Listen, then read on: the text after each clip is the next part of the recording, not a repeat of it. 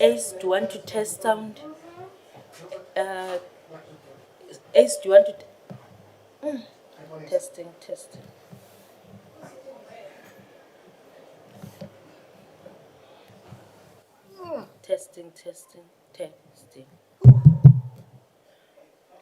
Are you happy with the sound? Huh?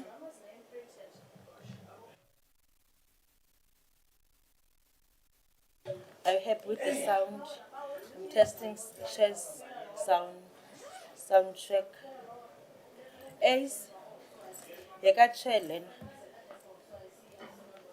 Let me sit. She's gonna be sitting.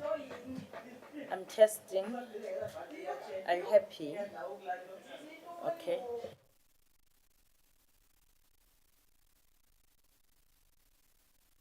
1 2 1 2.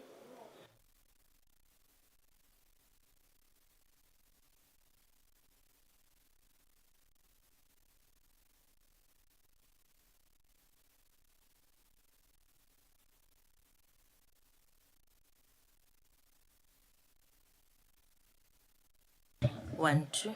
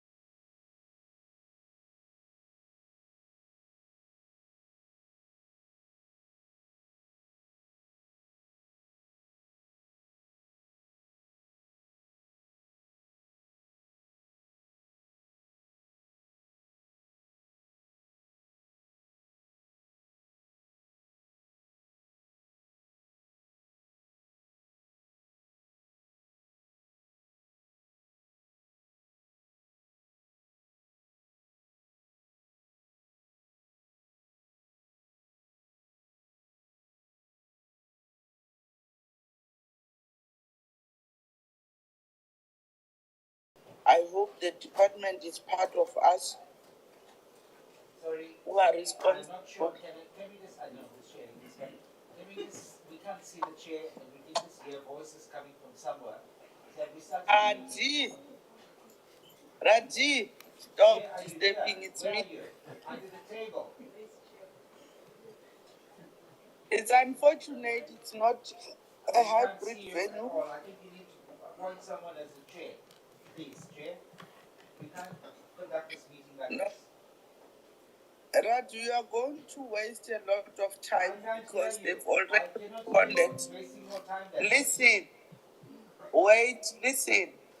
We requested very late that I'm not physically in, and already the venue is not a hybrid, so we just requested a link for me to be part of the meeting. What we're gonna do is that I'll request Lelange to co-chair with me, so that you can be comfortable. I'll be part of. Dilanga is not here. So maybe we get Bart to chair the meeting. The minister is here. He can chair the meeting.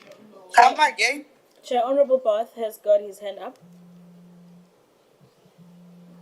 But I did not hear what was Raji saying. I was saying, Chair, that why don't we, because Dilanga is not here, we can get Bart to chair the meeting. Why do you suggest Bath? Oh, why do you suggest Lelange? Why would you suggest Can you come in? Oh. I'd like to have Bart today. But can you say what you want to say? No, Chairperson. I think since you're not here physically, and it's very difficult to hear you, and also we don't see you, and it's a pity because Nola's arranged a very nice venue for us today. Your suggestion for an acting chair is not even in the presence of this meeting. So, I think in terms of the rules, Chair, I think we need to apply Rule 159 and elect an acting chairperson in Dilanga's absence, and also considering that we can't hear you. We can't hear you, Chair. But we can't hear you, Chair.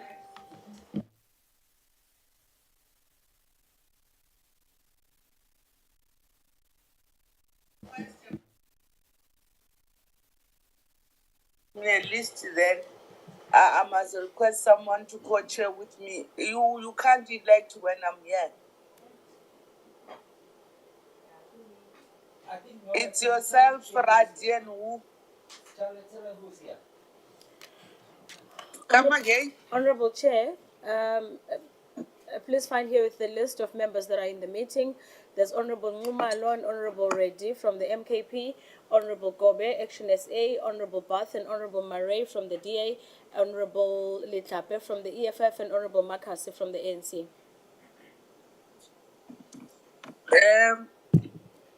For me not to be biased in terms of the organization, can you Litlape co-chair with me, please?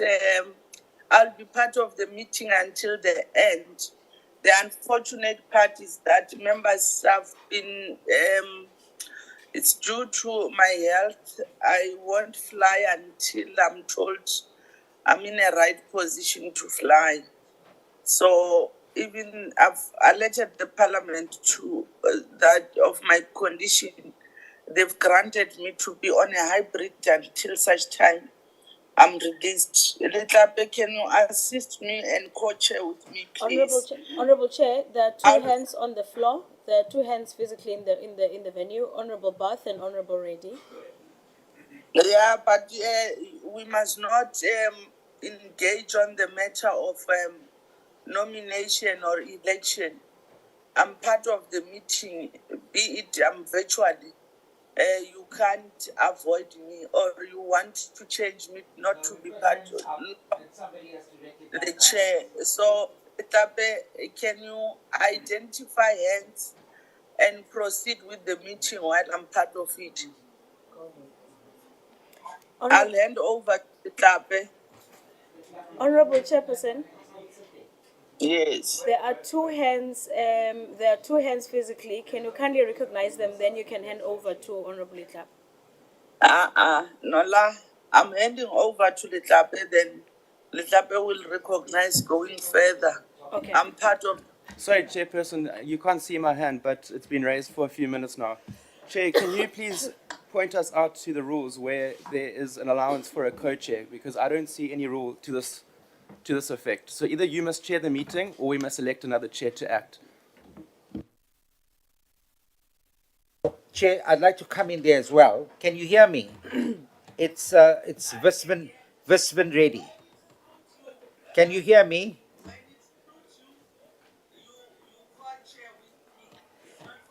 No. Chair, we're wasting time now. Sorry, Chair, I'm on the floor. I'm on the floor, Chair. I'm on the floor. You are wasting the time now of this committee. Firstly, I want to say that we want to wish you well. You are unwell, and we appreciate the fact that you are allowed to be in the meeting through a hybrid. However, this venue does not allow for a hybrid type of situation. The meeting is also being live streamed. So I just want to appeal in the interest of the nation and those that are watching that we don't look like a circus out here. You are not in the meeting. You cannot see us. We cannot see you. We cannot even hear you. So what the committee will now do is the committee will elect an interim chair for the duration of this meeting. I don't think it's a big train smash. There's only 2 little items here. We can get this done and dusted within an hour. The DG is here and members are here. We are ready to proceed. So let's not waste any time. Let's proceed in that fashion. I accept that you are in the meeting, but you are not physically here, and you cannot really say that you are seeing what's going on or even hearing what's going on. So I propose that, Chair, and members here will either agree and we proceed. We don't want to waste any more time. Please. You are very strict to a narrative. No, let's take over. Make process. Which process, Chair? The process of making them nominate the new chair Oh, for okay. today. Thank you, Honorable Chair.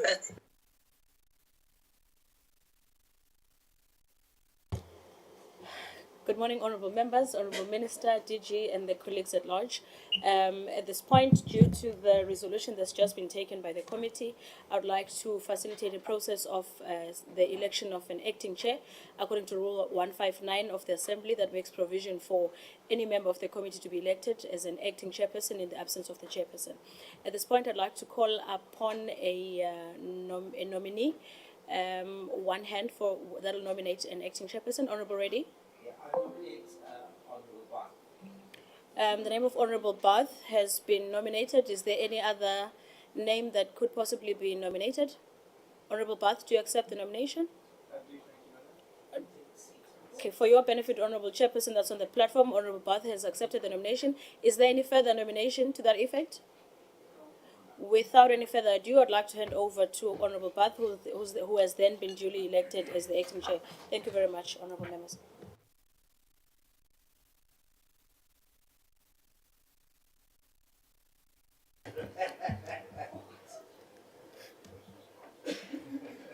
Right.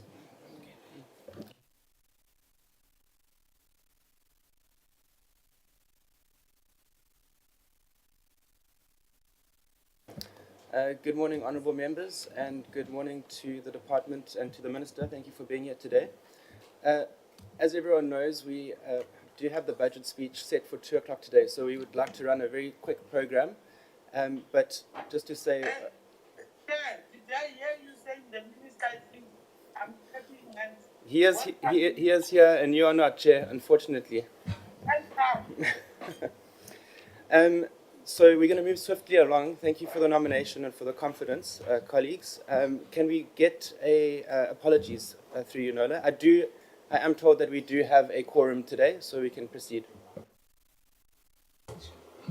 Thank you, Chair. The acting chair, the only apology that we have from the honourable members is that of Honourable Thring, who's an alternate member to this committee. I don't have any other that's been registered. I see Honourable Ngosi is raising her hand, but from the support staff, Ms. Tabiso Letlake is off ill, so she's not able to join our meeting today. Through you, Chair, I'm not sure if Honourable Ngosi would like to tender an apology for anyone. Thank you. Yeah, thank you very much, Acting Chair. Greetings to your good self, members of the Portfolio Committee, the Minister and the Department, as well as the support staff. I would like to tender an apology for Honorable Mahlangu. He's writing the exams, but he said if it happens that he finishes early, he will join the meeting. Thank you. Thank you very much. Do we have an apology from the Deputy Minister? I didn't hear whether there were any apologies tendered. I do see the DM's office is here, though. Thank you, Acting Chair. The apologies that the DM would arrive late. It was due to the challenges at the airport, but he is definitely coming. Thank you very much. With those apologies noted, are there any objections, or can we move ahead? I don't see any object. Sorry, Acting Chair, did I hear the apology of the DM? Yes, Chairperson. The DM is going to arrive late due to issues regarding their flight schedule, but they will join during the meeting. Thank you. No, thanks. Then just to move on, I see on the agenda we have the matter of introductions. So I think we can move quickly through the introductions. I'll hand over first to the Minister just to introduce his team. And then I think for those that are on the virtual platform or those who are watching, we can quickly just introduce ourselves as members here in the committee. Thank you. Over to you, Minister. Good morning to yourself, Acting Chairperson, to the members of the Portfolio Committee, to the Director General of the Department, and all other staff. We have the following who are joining us from the Department. The DG, Mr. Sifiso Mdekane. Don't see the DDG for GRC. Mr. Musa Inchani, who is the Acting DDG for EPWP. Ms. Pearl Mugwera, who is the Chief Director in EPWP. Ms. Tsolofelo Poi, who is the Director in EPWP. And Mr. Hadebe, who is also who is the Director in EPWP for Enterprise Development, and those are the officials that are with us, and also from the Deputy Minister's office, Mr. Kumalo, and from my office, Mr. Albert. Thank you, Chair. Thank you very much, Minister, and welcome to yourself and the department officials. And then we're going to hand over to the members of the committee. If I can maybe start at the top here on the right. Honourable Hlape, if you can just move that way and then down to Ms. Maria and then back. Thank you. No, thanks, Chair. Good morning, colleagues. My name is Sharon Moleboheng Letlape. I'm a member of this committee deployed by the Economic Freedom Fighters. Thanks. Good morning, members of the committee and officials present. My name is Tandi Makasi, a member of the committee from the ANC. Thank you very much, Chair. My name is Ethel Nkosi, member of this Portfolio Committee, deployed by the ANC from Mpumalanga Province. Good morning, member of the committee from the PI. Good morning to the officials and my colleagues here. I'm Malebo Kobe. I'm brought here by Action SA, member of the Portfolio Committee. Good morning, Chair. Good morning to the Minister. Good morning to the DG and the team and my colleagues. It's Visman Reddy. I'm deployed here by the NK Party. Thank you. Good morning, Chair. Good morning, colleagues. Good morning, Minister. My name and your entourage. My name is Gosnathi Nxumalo, member of the MK Party. Thank you. Thank you very much, honourable members. I'd just also like to give an opportunity to the staff from Parliament to introduce themselves. Thank you very much, Chairperson. The name is Nola Matinise. I'm the Committee Secretary for PC on PWI. Next to you, to the left, is Mr. Shuaib Denason, who's the content advisor of the committee. Am I forgotten as the member?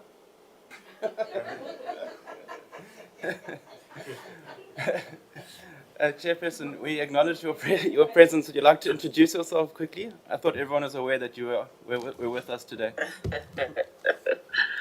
No, it's fine. Good morning. My name is Carol Peary. I'm a member of the committee. It's unfortunate I'm not physical nor even visible on your gadgets due to the venue, but I'll be here and participate in the meeting. Thanks. Thank you, Chairperson. Can we continue with the staff introductions? Thank you very much. As I was proceeding to Ms. Khadija Osman, who's right at the back, who's the Executive Secretary to the Chairperson of the committee. And then earlier on, we had Mr. Jabulani Majozi, who's our Communications Officer. And right also at the back, Ms. Inez Stephanie, who's our researcher. Chair, I'm not sure about the three visitors who are in the committee, but I think you're going to give them an opportunity to introduce themselves. Thank you from my side. Thank you, Nola. Yes, to our visitors in the back, if they would like to introduce themselves and just share where they're from. No? Okay, we're good. Are we good? Okay. Colleagues, we're going to proceed. Just an item that I've noticed that is omitted from the agenda is that of adoption of the agenda. Yes, Honourable Reddy? Sorry, Chair. Did I hear correctly that members that are in the meeting are not prepared to tell us who they are? Not members, there's guests in the back. Yes, even yes. Would you like to introduce yourselves Thank you. for the sake of the meeting? Good morning. My name is Kunrad Skuman. I'm just a member of the public and interested party.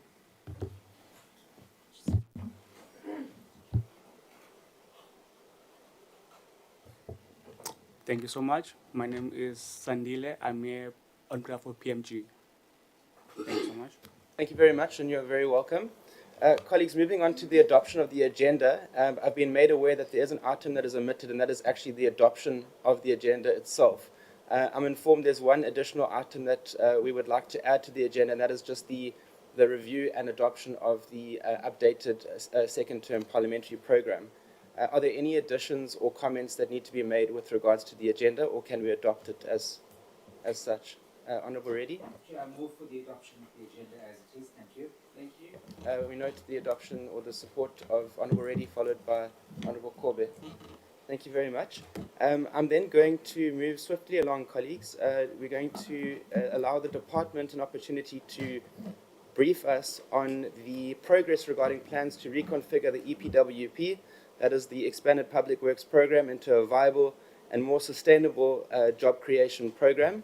I think to start off, I'll hand over to the Minister for some opening remarks, and then, Minister, if you don't mind just letting us know who will be providing us with the presentation. And then, just as is norm for our committee, we ask that not the entire presentation be taken or followed through word by word, but that we receive a summary, hoping that members have made themselves aware of the content of the presentation that was circulated last week. And welcome to the DM. We're glad you could make it. Thank you very much for being here. Over to you, Minister. Thank you very much. Thank you very much, Acting Chairperson. Welcome to the Deputy Minister. I know he's travelled all the way from China to be in this meeting. So I know he got back either late last night or early this morning. So we welcome him back in one piece. Chairperson, thank you very much. This is an opportunity for us to brief the Portfolio Committee. We do take the presentation as read.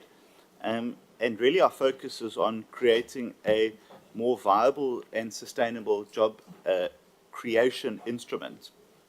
We've also looked at modernizing EPWP to ensure that the program delivers quality, scale, and real value beyond short-term employment. I think that one of the things that we've heard very loudly from the public is a need to create a long-term pathway and sustainability to long-term job creation. And that's really our departure point as to how we look at EPWP in the future. However, we should also reflect on the opportunities that are being created to date, as well as full-time equivalents, and you will see that those numbers are 92% and 95% respectively. And so that is certainly a good thing. We also are looking at how we are able to scale up labour-intensive infrastructure projects, particularly in roads, public maintenance, and green economy initiatives, and how the EPWP could intersect with that scaling up of projects. We have also been hard at work to provide hands-on technical assistance to municipalities, as these are effectively grants that are made, but often the municipalities are not able to follow through with compliance matters, and then either funds are withdrawn or opportunities aren't made available. So we've had to become much more hands-on in helping municipalities to be able to meet compliance in terms of the Division of Revenue Act, and that targeted intervention is currently underway. We also see a transition to sustainable employment, and we are seeking to differentiate EPWP interventions into, firstly, an active labour market intervention focused on skilling and placement, and social protection programs designed for immediate relief. So we are effectively seeking to run two parallel opportunities, one that guards the social relief side of the program while also creating long pathways to sustainable job creation.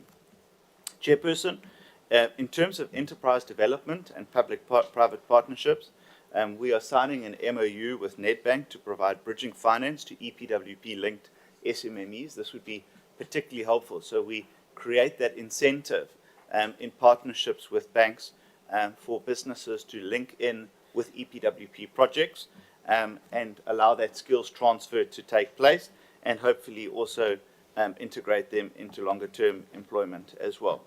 We are expanding collaboration with the Agri-SETA and youth employment partners to secure additional training and project resources, as well as integrating enterprise development into program design to support small businesses' growth among EPWP graduates, so that we can also give them assistance to take what they have learnt in the program into a small business. Chairperson, I don't want to take too much time because I also know that you have a short day. But one of the important things about what we are looking at is enhancing exit opportunities, but recruitment reform. I'm sure you've all heard in your constituencies about how recruitment takes place and how sensitive it becomes.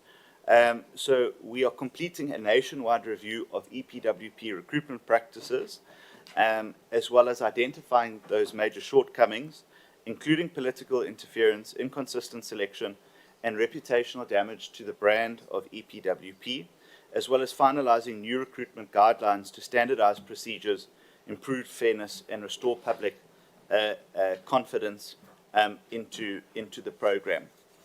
Chairperson, in terms of financial performance, that will be reported on, but you will be pleased to see that, and there will be other items listed in the presentation, which the acting DDG will now get into. But that's just a brief highlight, at least from the ministry's point of view. Thank you very much, Chair, and through you to I'll hand over to the acting DDG.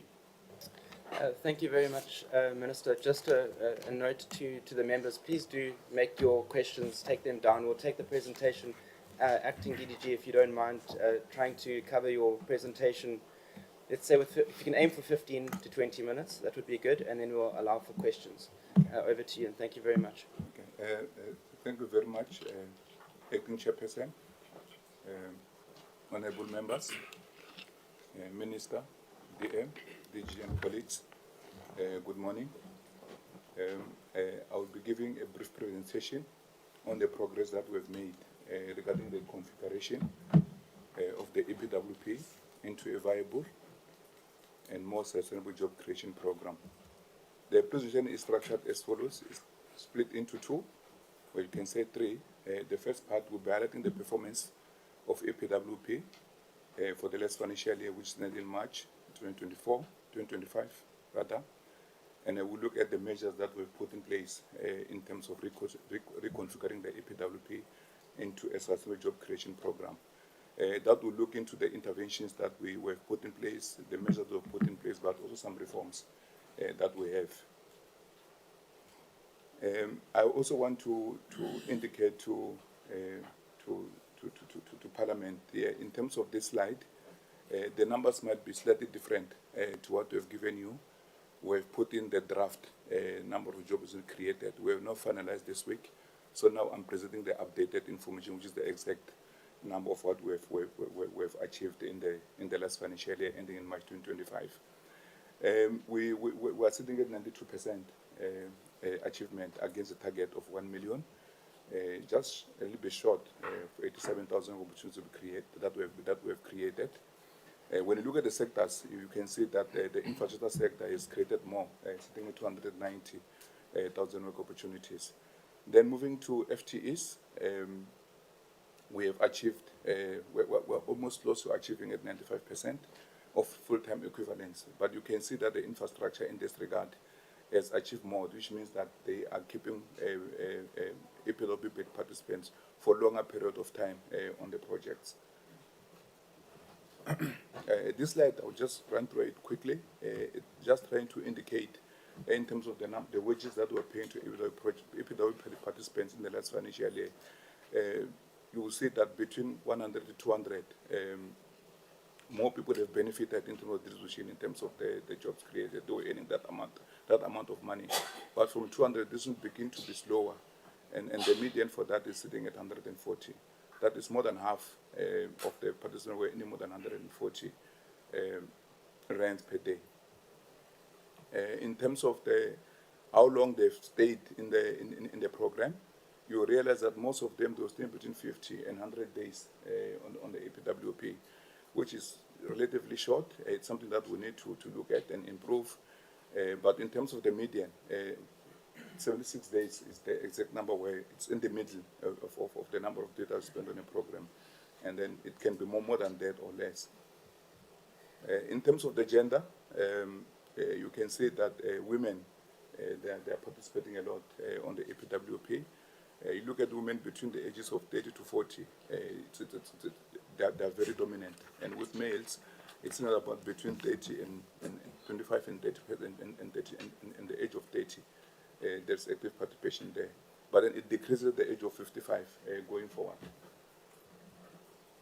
In terms of performance with regard to enterprise development, we believe that enterprise development is very key to making sure that EPWP beneficiaries are able to exit the EPWP and earn sustainable income. We have supported 149 enterprises in the last financial year, and then we have been able to establish 43 in the last financial year. We have not done this in a long time, where we establish new enterprises in a financial year to amount of 43. It's quite a highlight for the EPW program going forward. We have also done workshops across the country in all the provinces, just to make sure that we train EPW participants so they can, if they've got interest, they can start their own enterprises.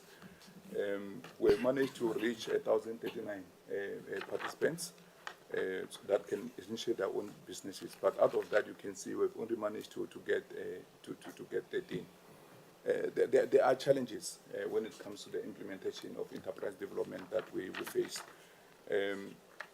One of them is the recruitment discontent. Public bodies, they are not intentional when they recruit EPW participants, where they've got an interest in starting their own enterprises. They don't look at that.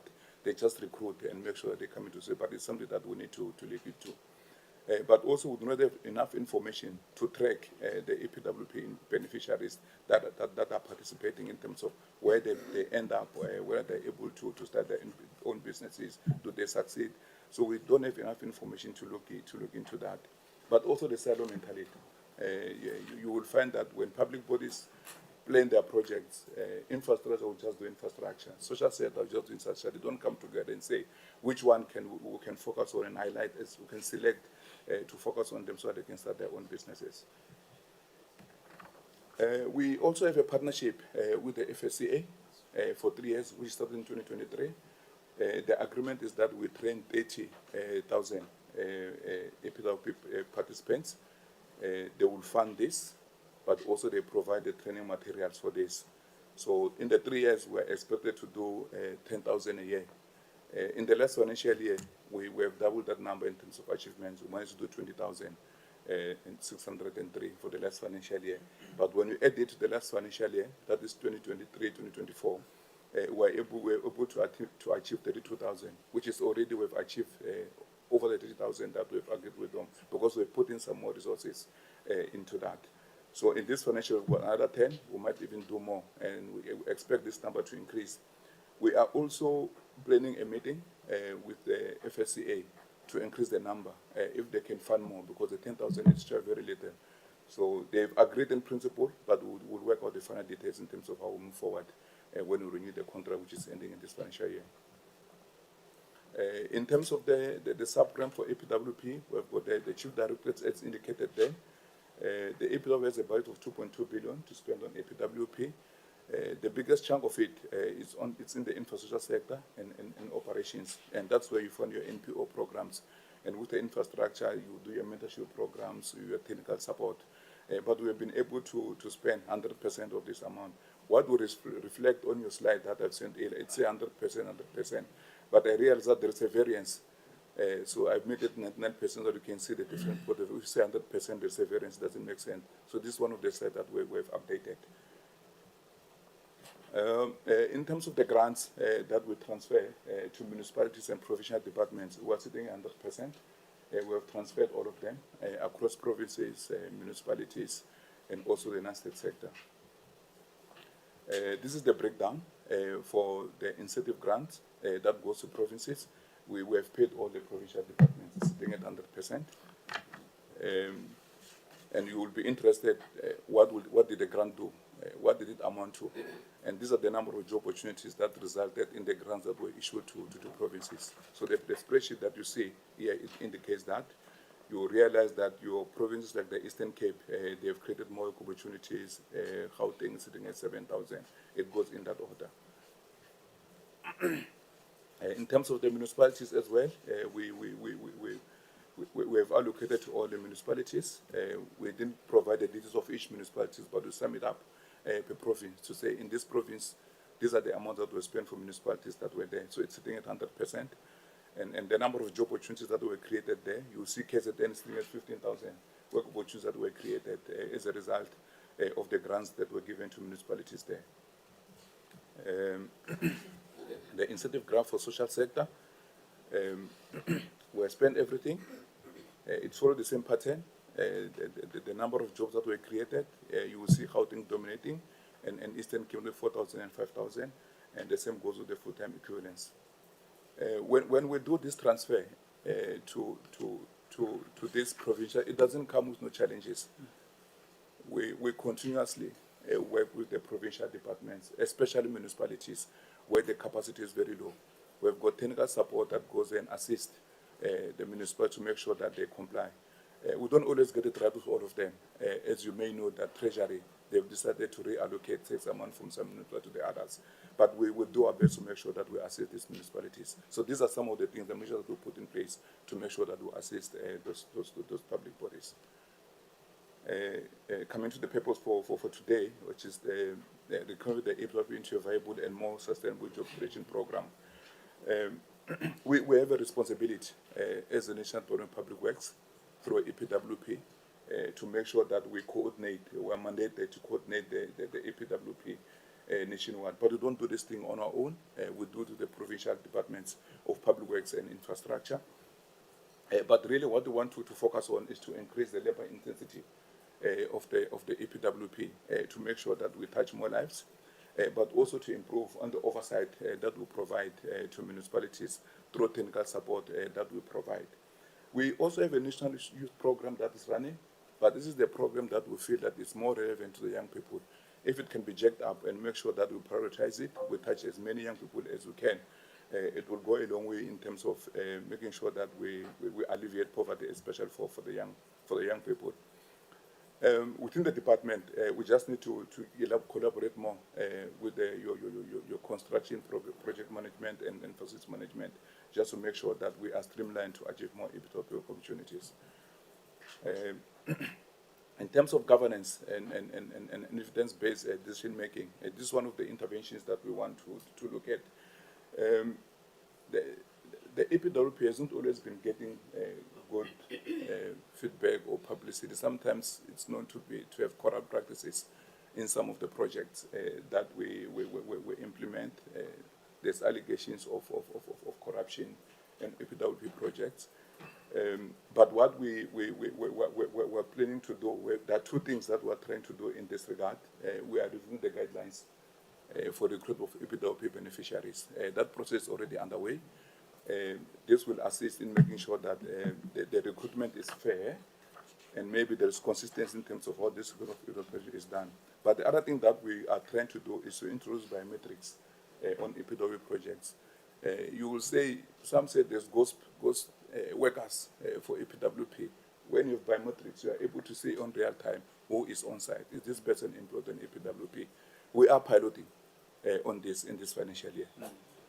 We'll use the NPO and make sure how it works. And if it works well, we should be able to roll it out going forward. The technical support, which I've already spoken to, we go down to municipalities. We assist them in terms of project identification. We assist them in making sure that the project they align to EPWP. We make sure that we support them with regard to reporting, not only on EPWP, but also on MIG, and make sure that they comply with the amount of money that is from the grants.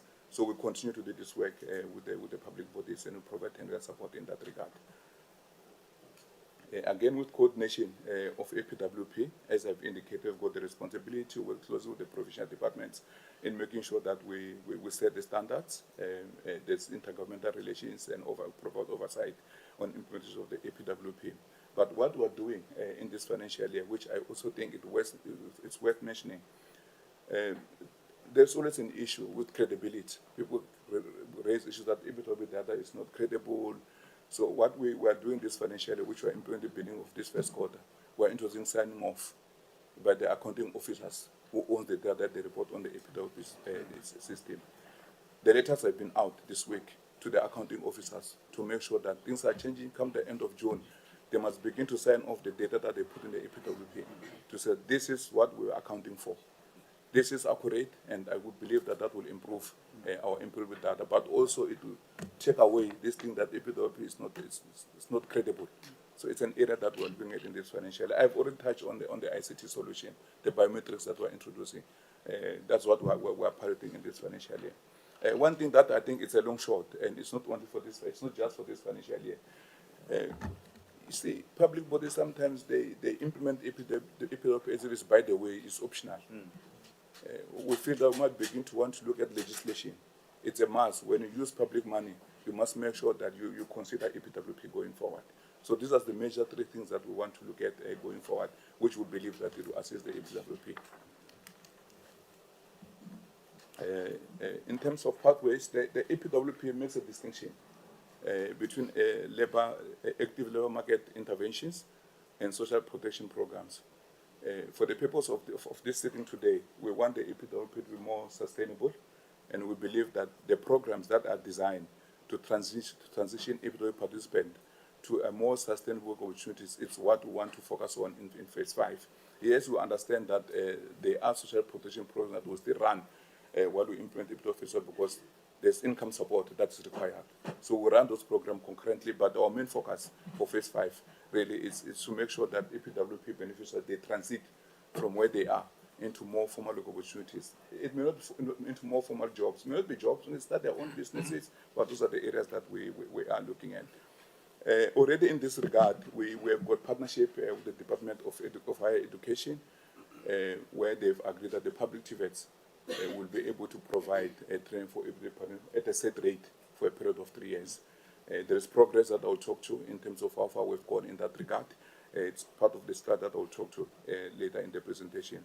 But we have also introduced that the public bodies, in their budgets that they must set aside a percentage of their project budget to make sure that they provide training in that. There's a framework that the DG has approved in that regard. It has been distributed to all the public bodies to make sure that they begin to impact more on making sure that the EPWP jobs that are created are more sustainable. We believe that training is very key in moving EPWP from where they are into more sustainable work opportunities. As part of phase 5, in terms of what we want to achieve, there are 5 things that we need to make sure as we create these job opportunities. We would like the job opportunities to be much longer in duration, fair recruitment and compensation in those projects. Enterprise development, we believe that it's key in making sure that the EPWP participants, they exit the program. Quality training and monitoring of the outcome of the EPWP. There's a jinx to it, in a sense that you may not always have money to do all of this thing if you want to do it as government on its own. But we are looking at partnerships, public-private partnership, as some of the ministers already alluded to, that we need to enter into. We already have one with AgriSeta.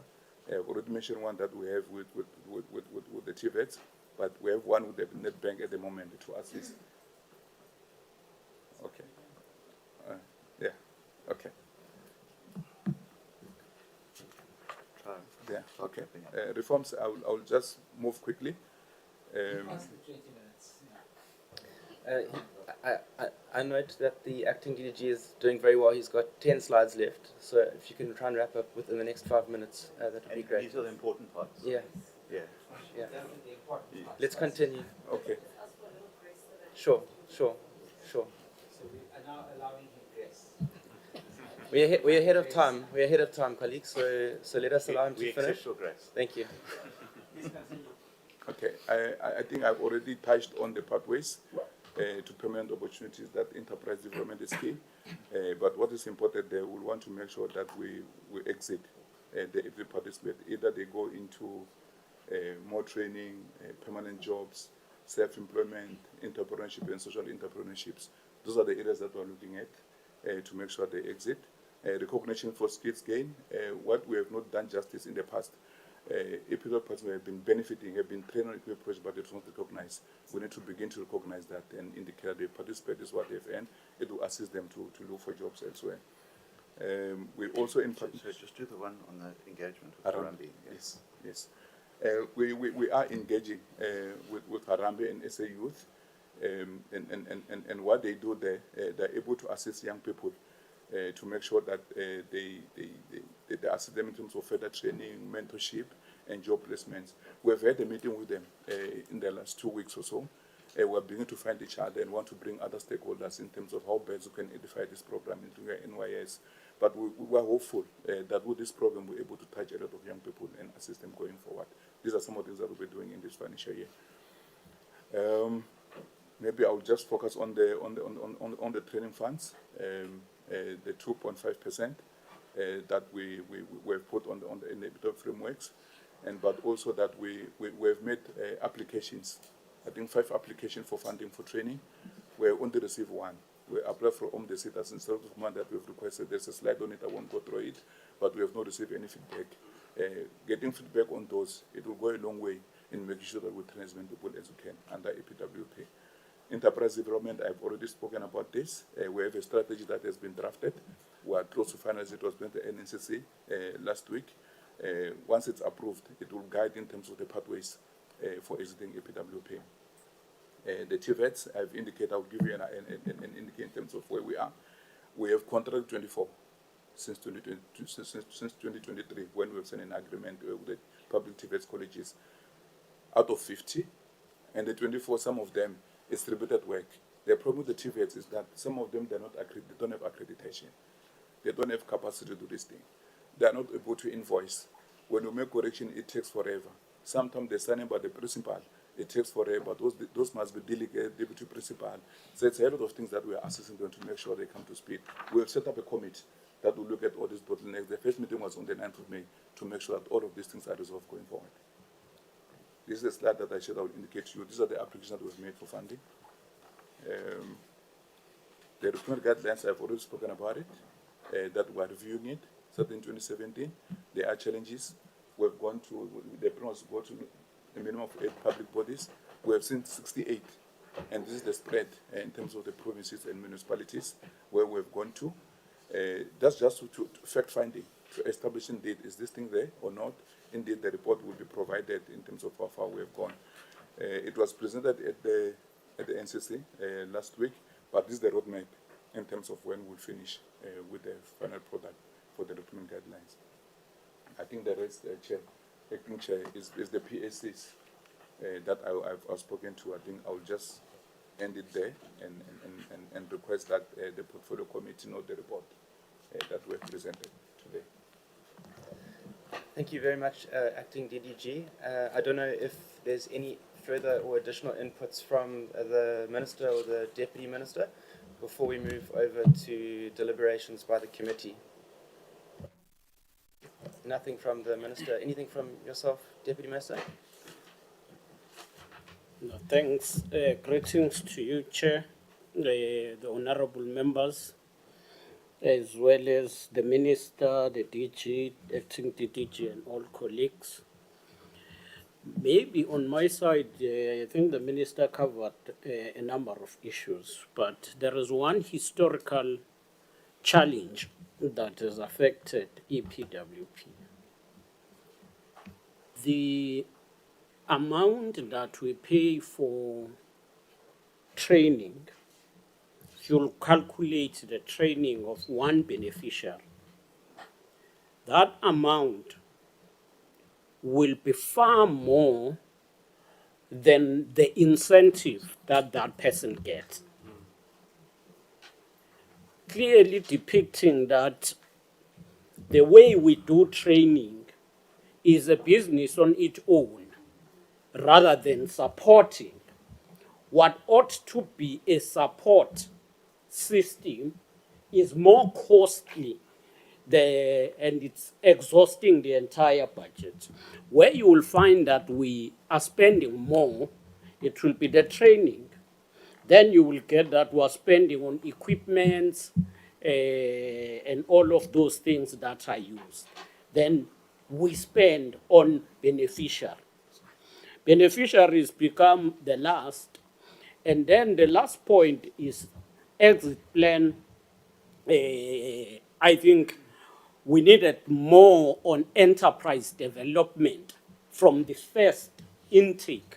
Once a person starts, we should know the end point, including drawing the private sector. I remember that on environmental affairs, we were trying to work with all those big companies like Coca-Cola, Heineken, and all of them to ensure that recycling is the end game for those who are in EPWP. Thank you. Thank you, DM. And I must apologize, just before I take your hand, Honorable Reddy, DG, I didn't give you an opportunity to add anything if there's anything on your side. All right, thank you so much. Okay, cool. I think we're going to move on then to deliberations and questions from the committee. I'm noting some hands. So what I'm going to do, I'm going to ask those who want to ask a question or points of clarity to raise their hands so that we don't have to go through everyone in case there's anyone who doesn't have anything to ask. I note the hand of Honorable Kobe. I note the hand of Honorable Murray, Honorable Letlape. Okay, we've got lots of hands. Honorable Reddy, was your hand for a question as part of the deliberation or something else? Okay. Is it okay if I take your hand? Can I take you first then, because your hand was up first? So just in this order, Honorable Reddy, Honorable Kobe, Honorable Murray, Honorable Letlape, and then I did see. Okay, can we we'll end there, and then we'll come to the remainder. Thank you. Honorable Reddy. Thank you very much, Chairperson. I want to actually applaud the committee for giving me this opportunity, because I've wanted to always come out here and speak at National Assembly about the issues of EPWP. And let me tell you where I'm coming from. There was a time in my previous life where I belonged to another organization. And EPWP was a program of eThekwini Municipality. And this department was funding eThekwini Municipality for EPWP jobs. So I happen to have been a chairperson of one region of this previous organization, and we were told to go and employ people under EPWP. We did that, And I must say that many of them were extremely excited at this prospect of getting a job because they were unemployed. They had no income at all. They then took on this job. And every single one of them, there was absolutely no skills training of any sort. The only thing that they would be used to do is attend rallies, attend meetings, go there. And every now and again, when the municipality decided that it's going to structure this program, then you'd find that they'll be going out doing some cleaning of the streets. But most of the time, their job was simply to put up posters during election times, to attend rallies and meetings. And in eThekwini, there was over 1,500 of these EPWP workers. Today, the majority of them are out of a job. They were earning around 1,000 to 1,500 rands a month. For somebody who's unemployed, the first thing they would do is they'll go to a clothing shop because they don't have decent clothes. They go to your Edgar's and they go here, there, everywhere, and they go and open an account. Now they start paying this account. And then this was so unreliable. It was so unreliable, it constantly used to get stopped. And they go into arrears with these accounts, and as a result of that, they get blacklisted. That's the reality of what we've done. In fact, instead of a blessing, the EPWP program became a curse. And that's only in eThekwini. This is a program that has been run in other parts of the country, and I'd like to think that eThekwini was one of the more organized municipalities in the country. I shudder to think what would have happened in other municipalities where there's just no control at all. So basically what we've done is we've created a lot of hardship. Secondly, we don't pay these workers a minimum wage. We're paying them on average, as we've seen in the slide, the majority of them are getting 100 rands a day, 140 rands a day, for a maximum of 76 days. Now, I want us to unpack this. From what you say on theory and what's happening on the ground is what I want my colleagues here, the honorable members, to understand. This is what, and I'd like for some point in time for us as a committee to actually go out and meet current EPWP workers and those that have been employed in the program previously. Let's go out to municipalities and ask them exactly how they're managing this program. Because I can tell you the fault lies sometimes there. Then I also want to know, Chairperson, you know, this whole program of EPWP began during the time when President Zuma was the head of state. He undertook in one of the SONA addresses to say that the state will employ 500,000 people. And he instructed each department to go out and create jobs through government. Now, this is nothing new. Under apartheid, the apartheid government used departments, government departments, to employ. Do you know, and I'm not being racist, I'm being factual, a white unemployed person who probably didn't even have an IQ would be employed. Every white person was employed. The railways will take them in. They will get employed on a permanent job. And that's why they'll even give them a house as well. I'll show you houses where white people lived during apartheid. But today, we are being told by this president and this government that we must move away from the state creating jobs to moving into partnership with the private sector to create opportunities. We don't call it jobs anymore, we call it opportunities. What is these opportunities? My question to you is, you speak about public-private partnerships. You mentioned Nedbank, you mentioned, Agrisita, something. Unpack that. Tell us how much Nedbank is putting into the party here. Are they putting money into the stable, or are they taking government money and trying to manage government money? Is that what they're doing? So that we pay them, and they in turn will just use their bank accounts to pay our workers. What is the relationship? Now, Chair, what we are saying, and I want to conclude with this because I want to hear what the officials have to say. We want a proper audit to check exactly where the money is going. You know, when it comes to these types of things, you'll find that they use what we call NGOs or NPOs to run these things. I have experience with these NPOs. 90% of what you give them goes towards their own salaries, towards paying their directors, towards their office accommodation, etc. and 10% they pay the staff. So these NGOs have become a sort of a mechanism by which we send money and that money gets into the pockets of certain unscrupulous individuals. Maybe we need to cut that middleman out.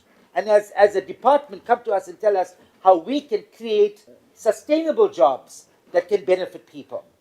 So we want a proper audit of how these monies have been spent. Secondly, Chairperson, we want a minimum wage for EPWP workers, a living wage. You cannot give people 100 rands a day. I mean, we pay our helpers more than 100 rands a day. So the government is now guilty of actually breaking the employment laws in the country because we're not paying according to minimum wage standards. I mean, if you don't pay your helper minimum wage, you are in trouble. But we are doing that as government. Then, Chairperson, the issue of skills training. Now, 1 of every 8 participants, that's what I've seen in the report, 1 in every 8 EPWP participants actually get some form of skill.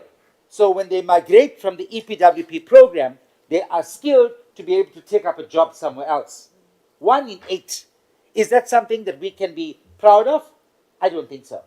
So let us see how we can we can integrate the CETAs, integrate other departments. For example, at the moment there's a crisis in is it water? Which is the committee we are in? Water and sanitation. Water and sanitation, where thousands of CWP workers, they are in limbo at the moment, not sure where the next wage is coming from, and they are on a month-to-month, simply because it was accepted, even by the AG, that the department actually messed up. We don't want to go down that route. Thank you, Chairperson, for the opportunity. Thank you, Honourable Reddy. I think your questions are quite clear, and I think just to give everyone an opportunity within the time that we have, if maybe we can, as members, limit our time or our number of questions. I think there were 3 or 4 questions from Honourable Reddy. If we can try and just keep them concise and clear for the department so we can get clear responses. Thank you, Honourable Kobe. Thank you, Chair. I think he's taken a bulk of our time, but we should also be afforded some grace, Chair, please. Otherwise, we'll be suffocated by MKP. So I just want to, I think the department has come a long way in terms of the reforms that we're speaking about. If we backtrack to, I think, October, some of the reforms were not even within this presentation. So I just want to commend the department for that. Particularly also like taking the low-hanging fruits of partnering with Agri-CETA. We are supposed to get many more CETAs into this, but congratulations to the department for actually partnering somewhere. The recruitment reform process as well, something to be welcomed because we want there to be a lot of accessibility to EPWP opportunities. Now, one thing that the presenter made mention of was the fact that there is a problem of making job opportunities accessible because the department or the public sector fails to actually communicate these job opportunities. And what maybe the department could take into consideration is, because there are a lot of participants that are taking advantage of this, but not enough, is to actually improve on the communication, but more than that, have a collaborative effort with various departments and municipalities and implementation bodies, and have the department become sort of a job center where whichever job opportunity that departments need, especially within the EPWP, they can come to you. So something like the Mthatha Court, where we saw that Mthatha Court does not actually outsource its cleaners. They find them from EPWP. So that needs to happen across the board. And I think what I also noted is that in order for that to happen, for EPWP to be in the front face of people's minds all the time, is regular workshops. And what that does is that when you are regularly workshopping the people who are working within implementing bodies, they are then able to be reminded that these are the opportunities that exist within EPWP. So regular workshops will serve to ensure that there's always compliance within the implementing bodies, but also remind them and the people who need to access these opportunities that they are available there. Also need to talk about the transfers to municipalities and provincial governments. I saw there's 100% allocation, but we know our implementing bodies have a history of poor spending performance. So I need to know if these grants are timeously monitored, if there's any flagging, and this is on time and not after the fact. So one thing that happens with audits is that after the fact, we only find out that this municipality has not done the fact. Do we have real time, just as the biometrics are saying that 2 people did not attend, do we have real time indicators, risk indicators that say that we are failing to spend our R1 that was given by the department to ensure that the jobs that equate to R1 are accessed and paid to? Also with the biometrics and making it more transparent and accessible, I just need to know, is there a rationale as to why we're starting with NPOs? Is there a reason why we're not starting with our implementing bodies, our municipalities? Is there some special reason? Also, I need to commend you with the biometrics, because then we will also limit the jobs being given to people who are not within our South African registry, if that's a good word. Illegal immigrants who access job opportunities more than South Africans has been problematic, and this will assist us in ensuring that we have the right people for the right jobs and South Africans are prioritized. That's all I have to say. Thank you so much, Chair, for the... Thank you, Honourable Kobe. On to Honourable Murray, and then we'll move to Honourable Letlape. Thank you. I will be very short. I want to go to slide or page 11, and I just want to get behind the mechanics, to put it that way. If you look at the adjusted allocation for the various provinces, and as we also get the stats from Stats SA, as far as the population is in each province, how do the department find the balance for allocation between the 9 provinces? I would like to know that, because if I look at the allocations here, it's not in line with what Stats SA say, because number of people and the size of municipalities. Then I want to go to page 19, bullet point number 2. And that's a very interesting one. There's a need to expand labor-intensive infrastructure initiatives, particularly in large-scale roadworks. Now, that's very true if you look at the situation in South Africa as far as the road is concerned. And there should be actually a memo then, being signed by the department and transport department, so that you can make sure, if you actually enhance people's skills as far as in that line is concerned, then the people at EPW will know they could be transferred to the Department of Transport and thereby have job security going forward, because our road networks is really in such a mess. I can tell you an interesting story. I've been at one of the smallest municipalities in the Western Cape called Lynsburg is small in Prince Albert, only a council of 7 councillors. But in Prince Albert, by the way, the museum in Prince Albert has been given the accolade of being the best museum in the Western Cape. But interesting, in the office were 2 people working from EPWP, and they've been trained on computer skills. And their whole job was to actually put all the assets in that museum on a computer system, and well organized. And that's why eventually when you see the whole museum, you will understand what the word is well organized mean. So back to page 25, and it is actually, as you can, other EPWP reforms, the first line is so important, is reform priority in strengthening pathways from temporary EPW work to sustainable employment. And that's why I have the example of the Department of Transport as far as our roads is concerned. Thank you. Thank you, Honourable Murray. Honourable Etlape. Thanks, Chair. Chair, let me start by saying that I really just want to emphasize the fact that if we want to build state capacity, we should be thinking insourcing more than anything else. And I think that should be our starting point, that the role that EPWP is playing should have been a gap that we should have filled in by insourcing and trying to build state capacity in all the departments of government. But it is true that EPWP has been used even during the President Zuma's tenure. It has been used as a campaigning mechanism for elections and to keep people as volunteers of political parties. And even now, the same thing still happens, that even during elections, people are not able to participate fully in politics and in the political parties that they prefer, because they are being kept under the cap of you are a participant or a beneficiary of EPWP. And that's one thing that we need to look at. And maybe the department must tell us what oversight role they play in ensuring that beneficiaries of EPWP are not kept and fall into being victims of having to support political parties based on the fact that they either needed to choose between participating in politics or keeping their jobs.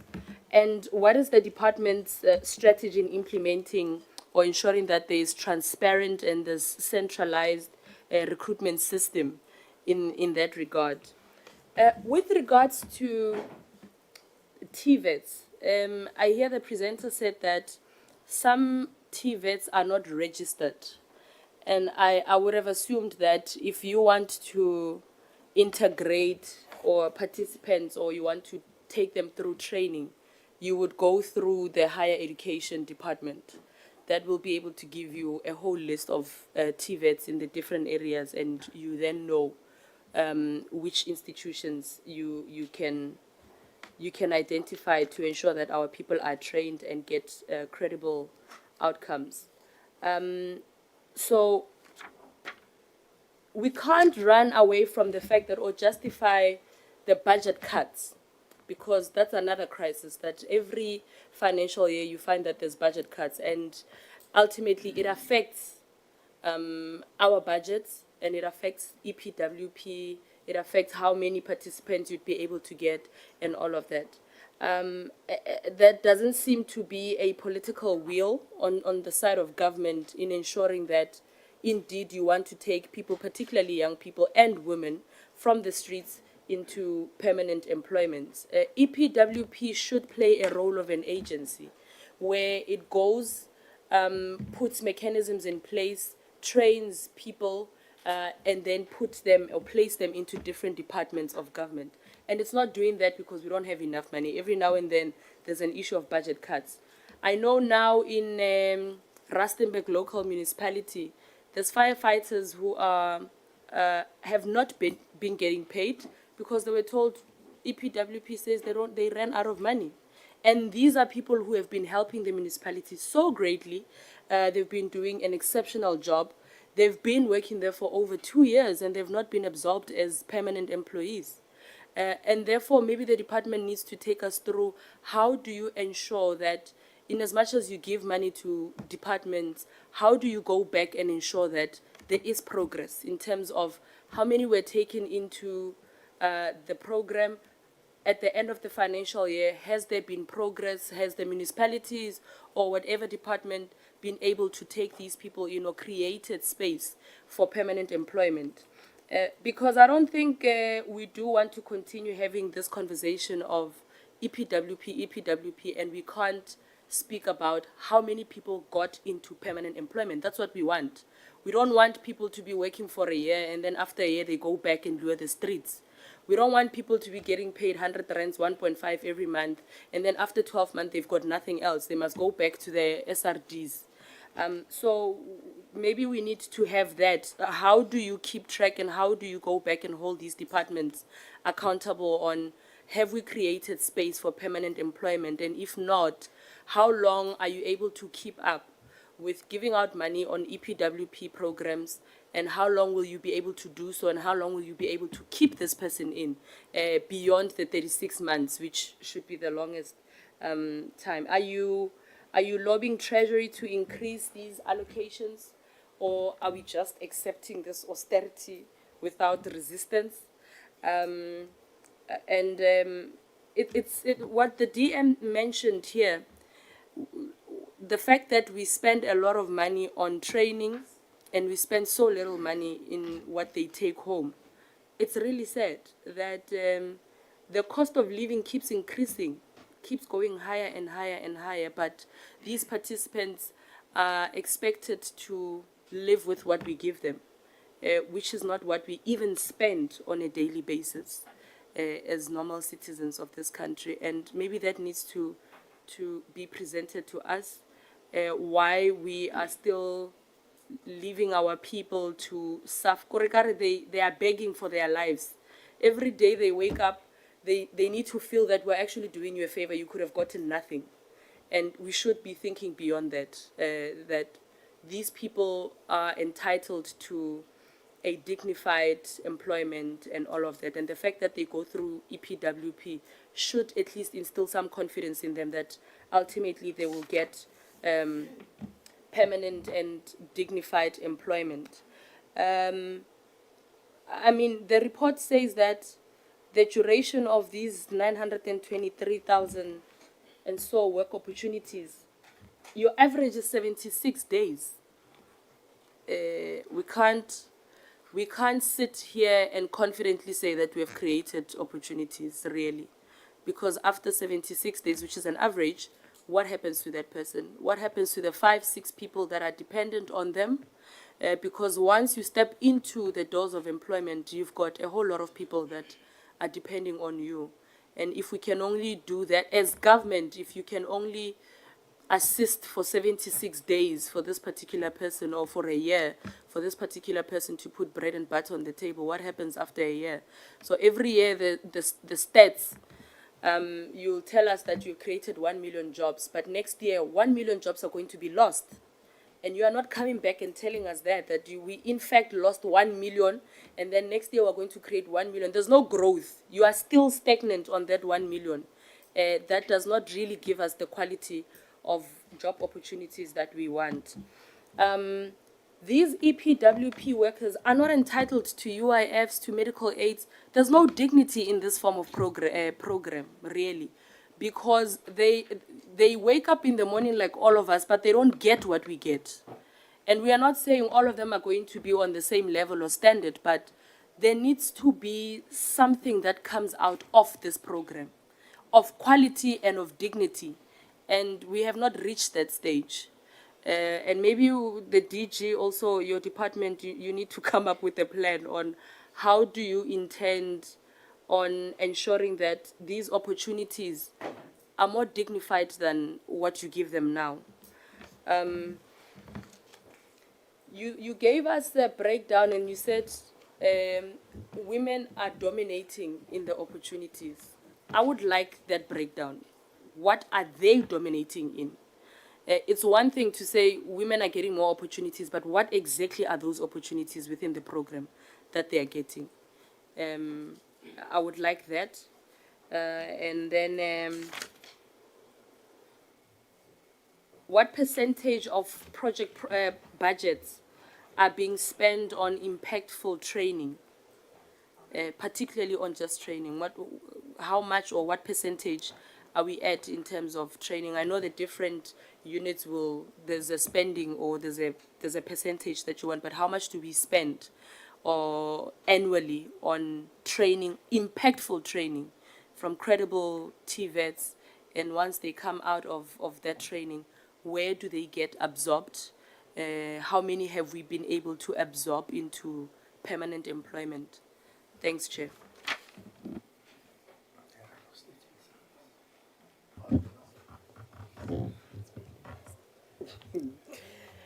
Thank you, Chair. Acting. I'll be like last in a month.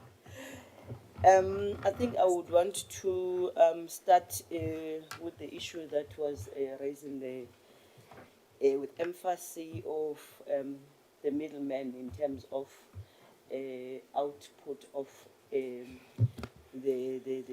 EPWP program in its entirety. That you would want to check whether isn't there a way that we get rid of that, and also isn't the department having a capacity to be able to pay directly to this EPWP, because you would find that with what already raised, that even the stipend they get paid isn't enough for them. And for it to even increase, you will find that the money is finished because the middleman has finished it to their needs. And in the slides, you would see that there are provinces that are producing more numbers at the end, and others are having a low turnout. Now, you would think that maybe the department is biased in terms of allocating these funds, but with what I've read somewhere, it is said that other municipalities also put up budgets to complement the grant that is given to them. So is the department in a way able to interact with those municipalities in terms of encouraging them to at least also do allocations to this EPWP, because it's a much needed program, as we know that our people are unemployed, and unemployment continues to be a crisis, and it rises every day. In one of the slides, Chair, I saw that in 2024-25 period, in relation to the enterprise development performance, there are provinces that are achieving a low number in terms of establishing the micro, small, and medium enterprises. I want to check, is there a reason for that? And also, what interventions is the department doing in terms of ensuring that these MSMEs are established in provinces where it is recorded that there's 0, or there's a 3, or but there's a low number that is recorded on the slide. Thank you, Chair. Thank you. I just want to make it clear. So we're going to go to Honourable Nkosi, and then yourself, Honourable Nhlango, and then I don't know if the chair is still online, but she'll come in last. Oh, sorry, Nxumalo, sorry. And then sorry, Nkosi, Nxumalo, and then Honourable Piri. No, thank you very much, Acting Chair. And let's take this opportunity to welcome the presentation made. Chair, I think I just want to put an emphasis on what Honourable Klape has said with regards to the input made by the DM regarding the money spent in training. And he indicated that you even exhausted the budget, Minister, for the trainings, of which it's not right. If maybe we can come up with a plan as to say how best can we assist in this program in order to create more jobs, as you are saying that you are going to create more jobs. And indeed, the EPWP program, it's helpful. We might look as if it's a program maybe that it's useless or what, but it helps many people to bring food in their homes. So we really need this program. On the issue of the allocation, I think Mare has just covered me as well as my colleague next to me. But I just want to check with you, presenter, because on slide 6, on the population pyramid of the 2024 and 2025 work opportunities, can you explain the opportunities for work opportunities for people aged 18 years to 29 years? I've heard you saying that you want to prioritize youth and you even had a meeting with them. But we'd love to get the report after that as to how far have you gone with that? Because our youth are struggling, are suffering. If you are coming with a plan that you want to prioritize them, we can appreciate that. And we would love to know the outcome of that. Because they are telling us that you had meetings with them, you want to, we need to know when time goes on as to say what is it that we have done with that. Thank you very much. Thank you. Honorable Kumalo. Thank you. I'm Honorable Malo, not Mashango.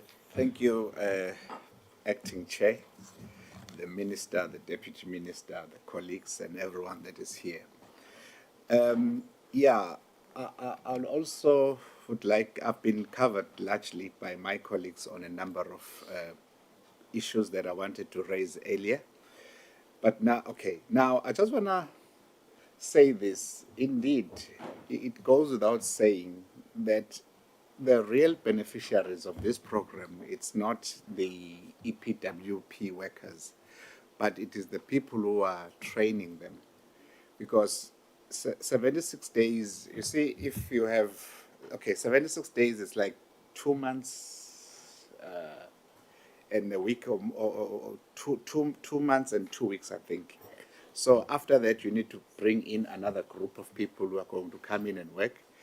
And those people who have been providing training, again, they will be training another group. They will be training another group. So at the end of the year, the people who have really benefited, it's not the EPWP workers, but rather it's that group of people that has been providing training. So I just want to find out as to what is the rationale behind employing these people for a period of 2 months and 2 weeks. What's informing that? Why can't we employ them for a period of 12 months? Because 2 months, it's too little, too little. There's absolutely nothing you can do with the income that you'll be getting. And remember, you are getting something that is even far below the living wage, as it is stipulated by the labor laws. So it's like a drop of water in the ocean. It doesn't really go anywhere. So I just want to find out as to what is the rationale behind this 2 months period. And I would also like to look at the implementing agency, which is the municipalities. It is reported that the municipalities lack the skills and capacity to do this, to implement. And we find EPWP still relying on those people, and yet they lack capacity and skills. So why are we continuing relying on them? And also the issue of the EPWPs, it doesn't feature anywhere in the IDPs of the municipalities. It means, in other words, it just tells you that it's something that is not part of them, or should I say it's not part of the municipality's plan. So it's something that just came in through the window, and it doesn't look good. And also, there's an issue of patronage. How do you, as EPWP, deal with that? There is that network of patronage within the municipalities, whereby you find that those who are politically connected will be given those job opportunities. So how do you address that so that we don't see, like my colleague here said, they were only used to, during his time in eThekwini, they were only used, the EPWP workers were only used as volunteers who are going to assist political parties in doing campaigns, political campaigns. And also there is also this problem of poor reporting. How do you rely on their reporting when it is also known that they are not giving you the real picture of what is actually happening on the ground? How do you deal with that? And also, there is also a problem with the delays in grant disbursement and usage. Sometimes you'll find that municipalities, they take longer to employ people. How do you deal with that? Yeah, let me stop there for now. Thank you. All right. Thank you very much. We're just going to head on to the virtual platform. I don't know if the chairperson is audible. Go ahead, chairperson. Just 1 second, chair. We just wait. There we go. Just, Am I audible? yes, you are now. Am I audible? You are now. Please start again. Yes, I don't have much. Most of my colleagues have covered me, but one thing that I could ask the department is that all these problems or all these questions that have been raised by colleagues, it's because of there is no plan or there is no a proper program that allows EPWP workers to be taken somewhere after their program, or whether they are 12 months or 24 months or be it 36 months. It's just an issue of saying you've got EPWP workers and where they end, you don't care. So I want to check with the department. You just have a program, but you don't have a plan. How far will you want to take these people, or do you make a follow-up of where do they end? Maybe it's gonna be a proper proposal. If you find a way of following up, or we have trained these people for artisans, and where are they for after a certain period? So I think this is a problem where it's just by the way, or it's just a program to say we are employing people and we don't care where do we follow the money, where do we follow this program. So I think mostly my colleagues have covered me, but I think the lack of follow-up from the department together with the municipalities. Yes, municipalities will never follow up if it's not their money.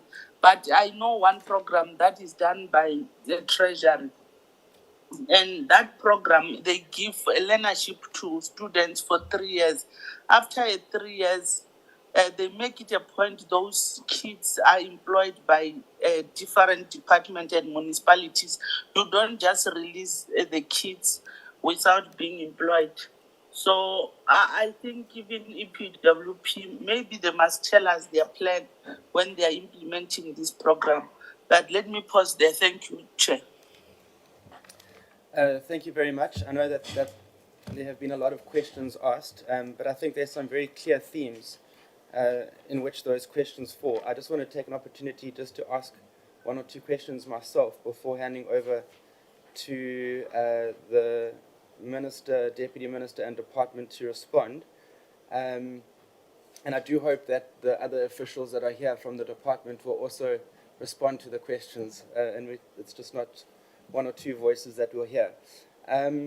I think for me, the main question that I have is with regards to quite a substantial funding cut that we've seen made to EPWP based on the national fiscus, and it's really ambitious but good intentions to grow the program. What mitigation factors are in place to try and help prevent the program from regressing due to these funding cuts? I also want to touch on, and I think a lot of the colleagues mentioned something along the lines of monitoring and evaluating. Obviously, this is a massive program, and we can't just simply look at numbers where we see number of targets of employment or FTEs versus how many have been filled and how much money has been spent. But I think we need to ask ourselves the question, what are the actual outcomes, not just from an employment perspective, in terms of what happens to these EPWP beneficiaries, but also what are the benefits to South Africa's infrastructure program? How are they contributing to the massive infrastructure program that is being rolled out, not just by the department, but across municipalities and provinces as well? And I think just for the sake of time, I will end my questions there and hand over to the minister and to the department in whatever order is best to respond. All right, DG, let me hand over to you, and then you can direct the answers. Thank you. Yeah, thank you very much. Maybe let me indicate all officials are going to respond, Minister, because we paid flight for them to come here, so I'll make sure they all talk. But let me just maybe at a high level talk about the 76 days average, because it's something that I think it needs some clarity, but Musa will add as well. This is actually linked to the projects that are allocated in.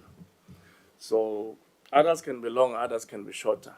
And then when we calculate the actual median or the average, it comes to 76, which is actually 2.5 months. We all agree this is not a sustainable way, but I don't want us to call EPWP employment because it will give us a challenge, because if you start to do that, there's going to be issues of minimum wage kicking in. And I do believe that we need to appreciate it's a work opportunity that gets created out of the work that gets given around infrastructure delivery or development or any other project that we would be undertaking as government, whether we are cleaning the sea, we are working with other departments like DFFE, etc., agriculture, and even Department of Transport. So maybe a way to increase that is something that I think I want to also highlight. Some municipalities do, in fact, add on the, let me just say, the allowance that we give to EPWP as their strategy to try and meet the minimum wage, if I may say, because I remember one of the municipalities I used to work for, we had an opportunity to benefit from EPWP. But as a municipality, the council took a decision to add on so that we can give them additional work. I think it's one thing that we really encourage. I do believe that public works are really excited when we get such municipalities. I will take an example of eThekwini, because just recently where we got the budget cut, it was cut, and there was quite a number of employees that were going to be left out. And we really pleaded with the minister then to ask the Minister of Finance not to cut. I think we were just told what we were told.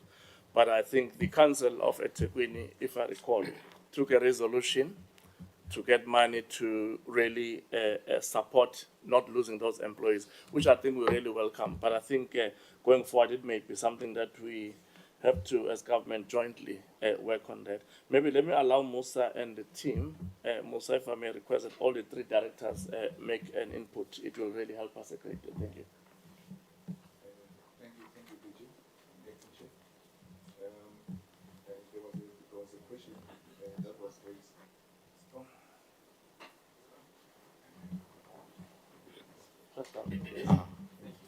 Thank you.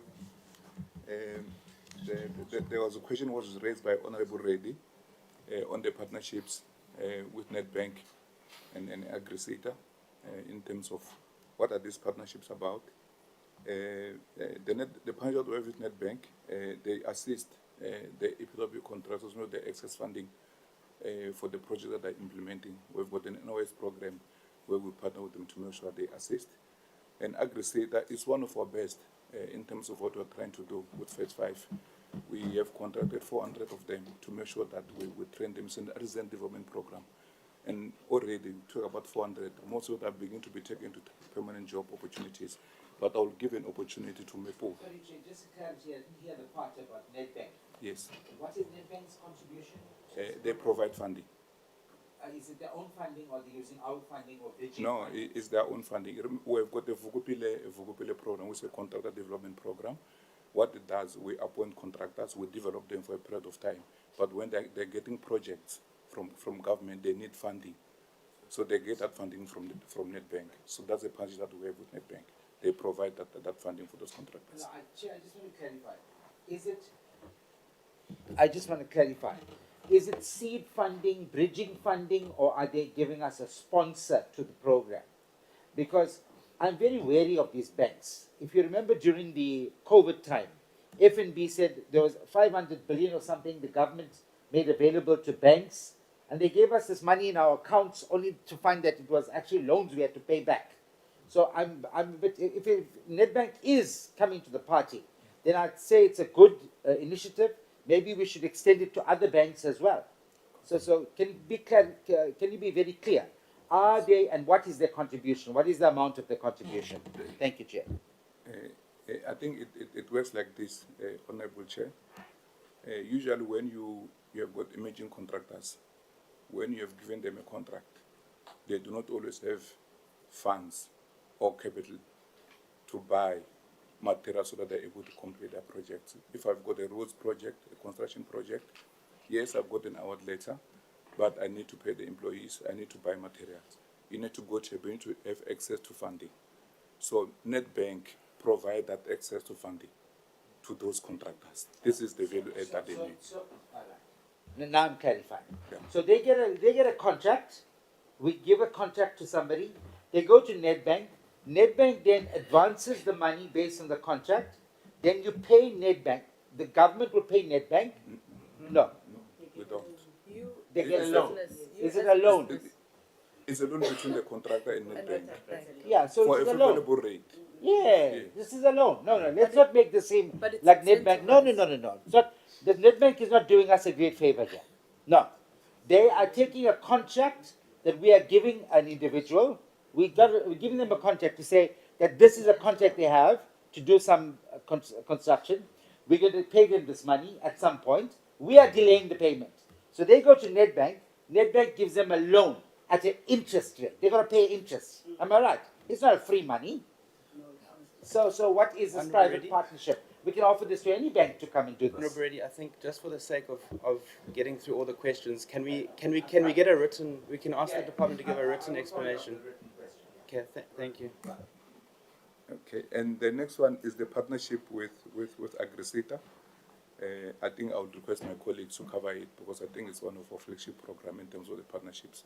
She would clarify and give us numbers in terms of men who have exited in as far as that is concerned. Honorable Kobe, indeed, we need to improve communication and workshops with the public bodies, especially municipalities, to make sure that the messages that we carry through for EPWP it's well heard. Already in my slide, I've touched on it in terms of workshopping the PSC, Provincial Steering Committees. It was basically for that. But we also need to make sure that we profile EPWP projects and we communicate them across. In terms of indeed, it's not all good in terms of the report that I presented. The grants that we've allocated, there are challenges when it comes to reporting by municipalities. We continuously work with them and make sure that they report. We've got technical support that is based at the municipal level. And these colleagues, they assist us to make sure that the municipality provide progress reports.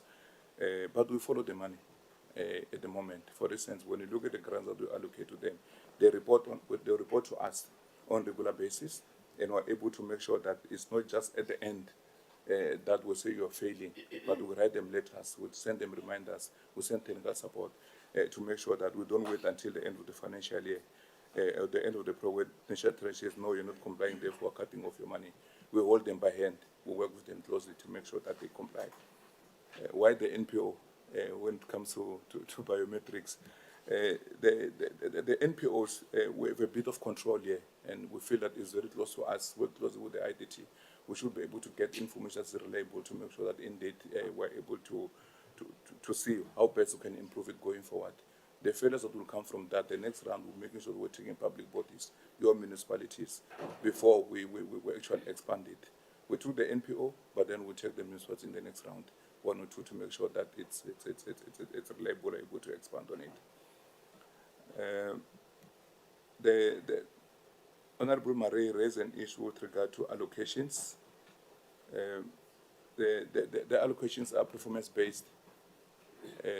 provincial departments in the last financial year, they need to indicate that they've created 50 FTEs.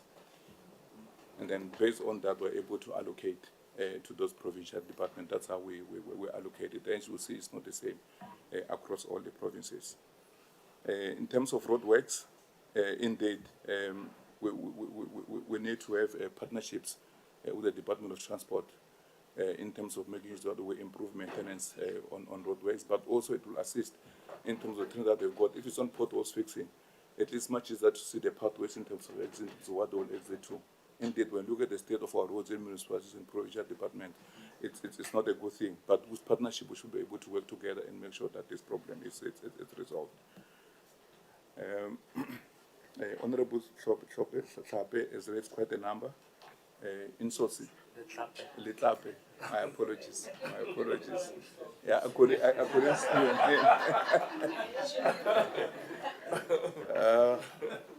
Insourcing. It's something that needs to be considered not at just EPWP level, at the government level, in terms of how we want to do that going forward. I think it ties in with the question of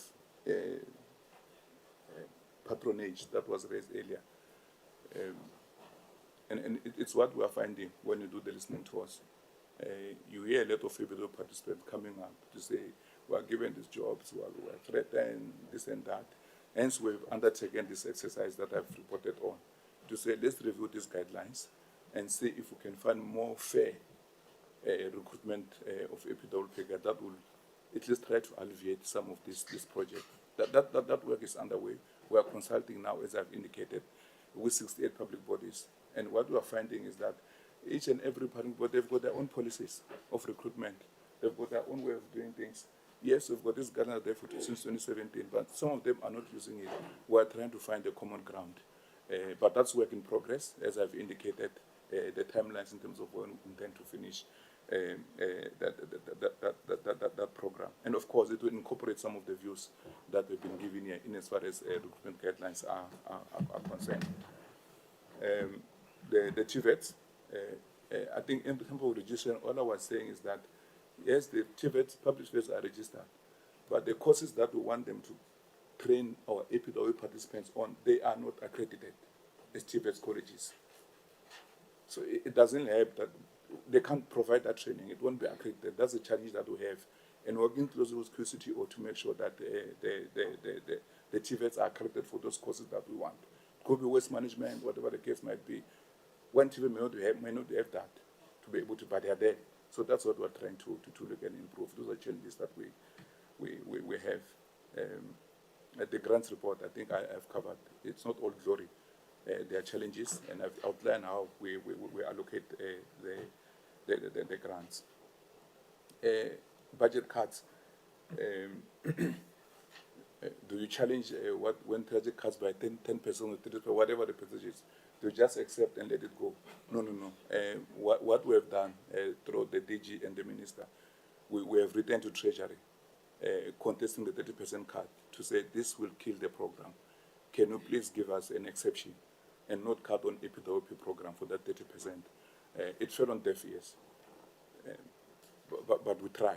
And what would do going forward? We try to come into partnership with the private sector. It's a work that was starting. I cannot give much traction on it, but it's something that we have tried to challenge it. But yeah, it is what it is. I think DG, you have covered the 70 days. Not necessarily an average. It's a median. Because what we're saying in terms of what you're paying, when you look at the monthly amount, that we say is paid 76 days. But the rationale for it, as Honorable Numalo has asked, when we appoint EPWP beneficiaries, we appoint them on projects. And projects got different lifespans. Some of them are 3 months, some of them are 12 months. They vary. So that's why when you check all of it, you begin to find these 26 days. It doesn't mean that all of them, they are put in for 26 days. But then they vary. It depends on the project that we have. And now you cannot just say that, now I have got a project that's supposed to last 3 months. Because I'm putting EPWP beneficiaries on it, I'm making it 6 months. It becomes too costly. Where are you going to get the money to do that? So we work with what we have. to create this opportunity for EPWP with the sole hope of giving them training opportunities and the skills that might have obtained in that project, and maybe a recognition that they've been part of this project and they can use that to look for opportunities elsewhere. So that's what it's about.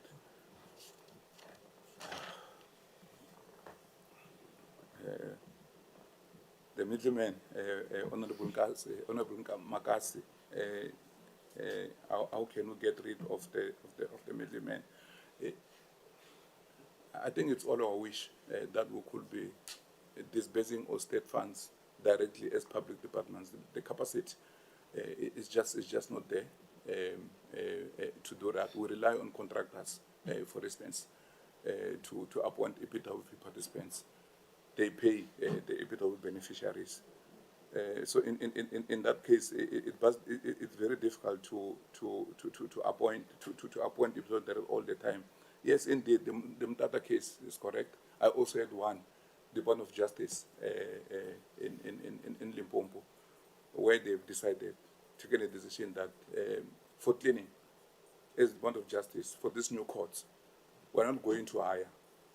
We're going to use the EPWP. So it has to come from a public body as well to make that conscious decision, to say for this program, this is what we'll do, we're going to pay directly. And so it so goes with Department of Public Works and other public bodies. Of course. Are you acknowledging? Yes, I am. What you are saying, that yes. more money is then wasted on the 100%. I agree. So this is going to stop. Tell us, give us your assurance. No, I wouldn't say it will stop. Because when you say it will stop, I'm saying that now, and I can make that announcement, that all public bodies now they appoint contractors, they appoint whoever they want, and the expenditure they must appoint people that they need to pay. I can't say now public works or municipalities will implement programs on their own and they pay directly to the beneficiaries. I cannot make that decision here, but I'm saying there are areas where we can do this, and I agree that in this, if we can cut the middleman, we should be able to achieve it.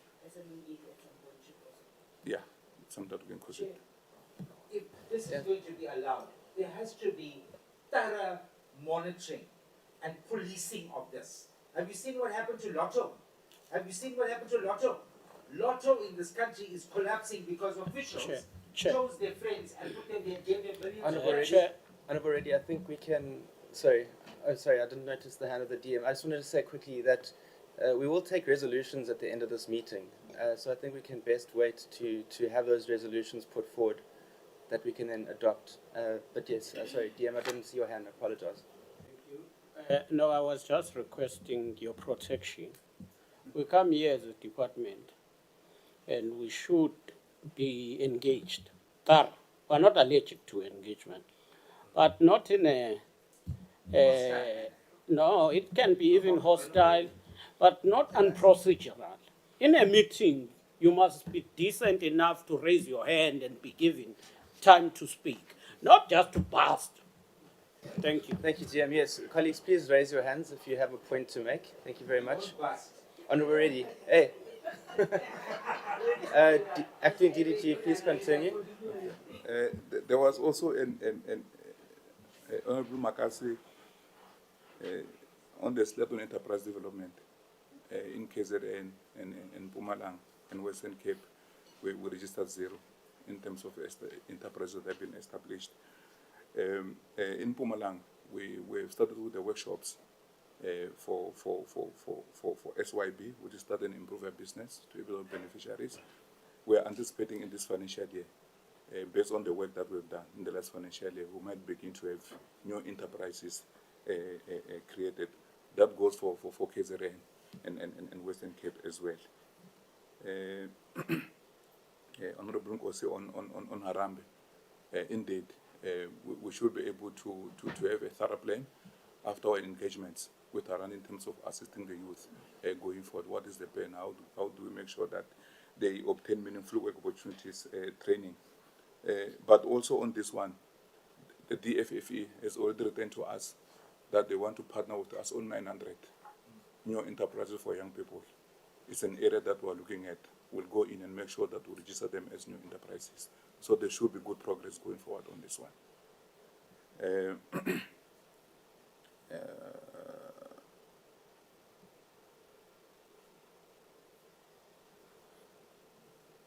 Yeah, Honorable Numal, I've answered some of your questions on patronage, but there's also an issue in terms of reporting reliability of data that we've raised, and I've indicated in my presentation that we're introducing sign-off by the accounting officers from the municipalities, provincial departments, that will go into system to authenticate that indeed the data that we provided is accurate. But over and above that, the pilot that we're doing with regard to biometrics, it will assist us that we are able to see real life people that are on the project, we're able to see it because it will be linked into the system. IDPs, that you don't see IDPs on the plan for municipalities. And you will agree with me, even till today, the IDP program has been there for a very long time. But some municipalities today are still struggling to have their own IDPs because they do not have capacity. But what we do, that's why we've got technical support. It goes into the municipalities, sit down with the technical manager, look at the list of projects that they intend to do in the financial year. That's within their IDP program. And based on those projects, we're able to say, look, when you look at this project and the amount of money that they've allocated for this, you should be able to create this X number of jobs on this. We'll help you to make sure that your projects are aligned to the EPWP guidelines. So we go there and do this work together with the technical support that we provide to municipalities and provincial departments. The grants disbursement, I think I already covered it in terms of how it's allocated. And the challenges that are there, I'm in agreement, but it's something that we'll continuously work on and make reminders to public bodies and municipalities. There was a very important question that was raised by the chairperson with regard to tracking of EPWP participants. Indeed, I will acknowledge, chairperson, we are very weak on that. It's something that we need to work hard on and improve. If you want to harvest and make sure that we've got reliable data in terms of number of people that have exited the EPWP, we should be able to track. We should be able to have a tracking tool to check where they are. They've been trained. After training, where did they end up at? Did they start businesses? Are they employed as well? But it's something that we need to look at. But I will ask the director, enterprise development. They will talk to this in his response. Yes, I think, yeah.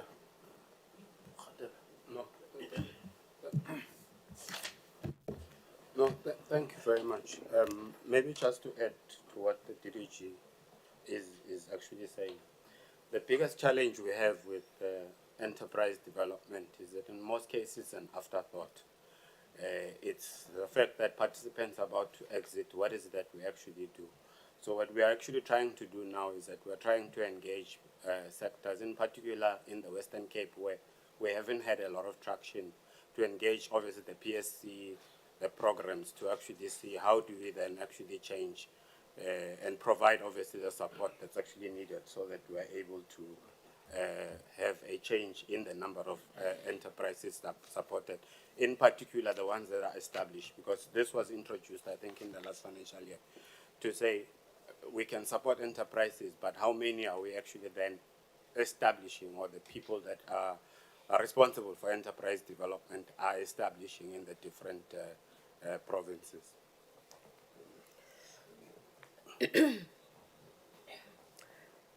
Thanks, Interim Chairperson. I just want to add to the AgriSeta and the TVET questions that the acting DDG responded to. In terms of the AgriSeta, we have partnered with AgriSeta to train 400 participants in various apprenticeships, artisanal training. And the AgriSeta has got a database of what they call the approved employers, who they vet and deem them approved. And they have partnered with those private employers who provided the workplace facilities for our enterprise development participants, artisan development participants. To date, as I'm speaking to you, we have 193 that has completed the training and have been certificated, red sealed by QCTO. And of those, 46 have been absorbed permanently by those employers who provided those workplace opportunities. Those that are still under training are yet to undergo the pre-trade test training. Our participants are struggling because of their educational background, so there's some top-up that they have to do and redo. And we are experiencing a number of dropouts of about 93 out of this 400. So with the remaining number, they will be trade tested soon and certificated. With certificates, they felt better comparatively when job hunting. In terms of of these certificated ones, we have recently had a testimony of one of those who was then selected to participate by DHET on the World Skills competitions in China. He managed to demonstrate their traits that they acquired through this AgriSeta partnership. It was such a beautiful experience at the recent community of practice that we organized as Public Works. In terms of the TVETs, indeed, the cost of training is very high. Colleagues, is very high. But we negotiated a rate, a very minimal rate with all the public TVET colleges with whom we have partnered, and they have agreed. We have thus trained a number of 4,000 that we've seen on the screen on various skills programs. About 1,400 of those have completed the training with the TVETs, and QCTO is on board to prepare them for what they call the final assessment exams so that they get certificated accordingly. The challenge of accreditation is that the TVETs most TVETs have their legacy accreditation, the old accreditation by the SETAs. And now the SAQA has deregistered those qualifications which are responsive to EPWP, and QCTO is taking over, which is the Quality Council of Trades and Occupations. So the process is quite lengthy, but we have established an oversight committee comprised of QCTO, the SETAs, Public Works, and the TVETs themselves, which is intended to fast-track the registration of the deregistered qualifications which the SETAs, which the TVETs were accredited for, in order to move faster in terms of the accreditation of the TVETs for those areas which the acting DDG mentioned that we are finding ourselves not taking up the priority areas due to those limited accreditations. Thanks, Chairperson. Thank you, Honorable Interim Chairperson and the Honorable members of the PC, my Minister and the DG and colleagues. I think the colleagues have covered all the questions, but there's just one distinct question that I think nobody touched on, and it was from Honorable Tlape regarding the program being women-dominated. Yes, you are very right. We started off in phase one with the infrastructure sector lacking in terms of participation of women in the projects. But the social sector, followed by the environment and culture sector, we're doing very well in that area. The reason, main core reason, is because of the nature of programs and projects that are implemented with ease by these, sectors through the departments, of course, implementing departments. We will be aware of the fact that the social sector is mainly about provision of caring, type of, work. So you will be talking about work that anybody can easily do, like who cannot look after a child. So you find those ECD programs, you will find those home community-based care programs, and so on, performing the best, actually, even in the program. But the infrastructure has moved also because of the conventional work that is being done there, just coming in and, filling in the potholes. That is something that even, any gender can do with ease. So one can then conclude so as to say it's mainly because of the nature of the programs. And when it comes to youth participation, it would be those programs that, the young people find less maybe they are more attractive because then maybe they are IT orientated, things that they would not be associated with, such as caring and so on. So they're coming in very slowly into the program. The environment and culture sector does the best. 50%, for example, if you look at our report, which will, the previous financial year's report, which will be posting on the EPWP website under the Department of Public Works and Infrastructure, you will see how we are faring in terms of these previously disadvantaged groups. One or two complementations I would like to do, for example, to the responses to my acting DDG is the one on in terms of the allocations for the incentive.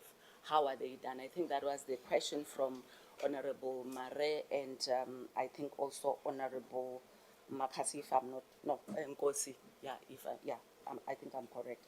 Yes, we have models that have been designed with the assistance of the National Treasury for, the allocation for these conditional grants or incentive grants, if you like, of the EPWP.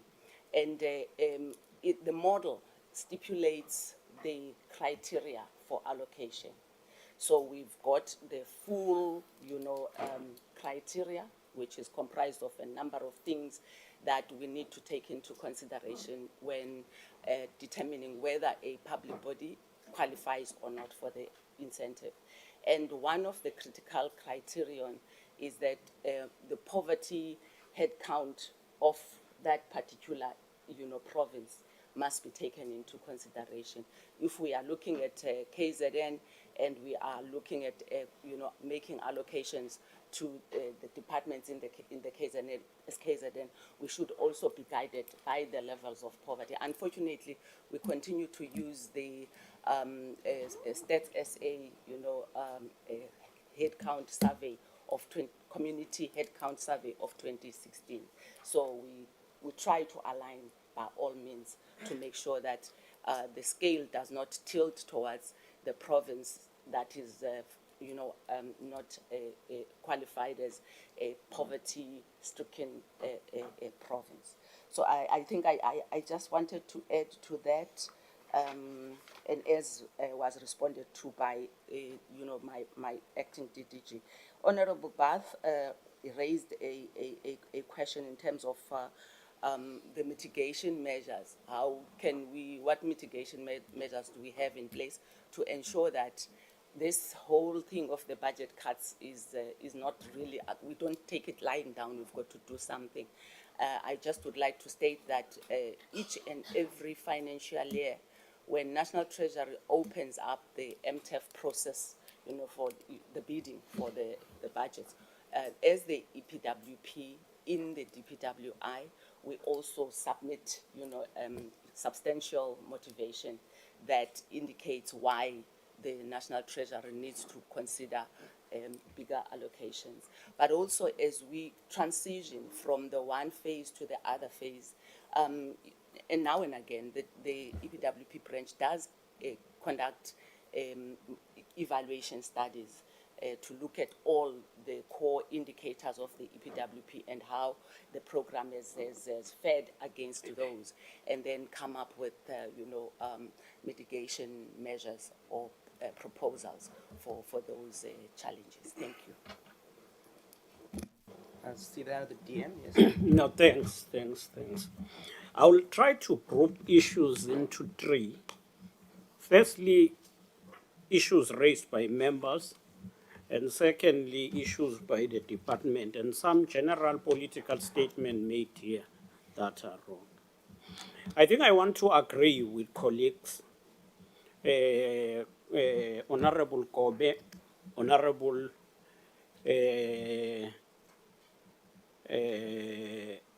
Reddy, Leklape. The issue around dignity is important, and I think Honorable Zwide raised it. But how are you going to address it? And Makasi reflected, how are you going to address it? Was the program conceptualized to meet that standard or not? If it was not, how are we going to, how are we going to address this problem? The program was conceptualized to ensure that you get people who don't have skills, get trained, and then they get somewhere. Now, let's go back to when the program was launched. It wasn't launched by President Zuma. That is misleading, totally misleading. But let me start by saying this program was initiated around 98 by Honorable MEC Sibundebele under Uzbambele. In February 2002, former President Mbeki announced in a State of the Nation that there will be a launch. On the 18th of May 2004, it was then launched. And when it was launched, President Mbeki said, Chair, allow me to quote this program. President Mbeki said, the central challenge we face is that the colonial and apartheid society and economy left us with a larger number of people with very little or no education, with no skills, with no sufficient land even to maintain a viable system of subsistence farming, close quote. So this is how it was described. It wasn't launched by former President Zuma.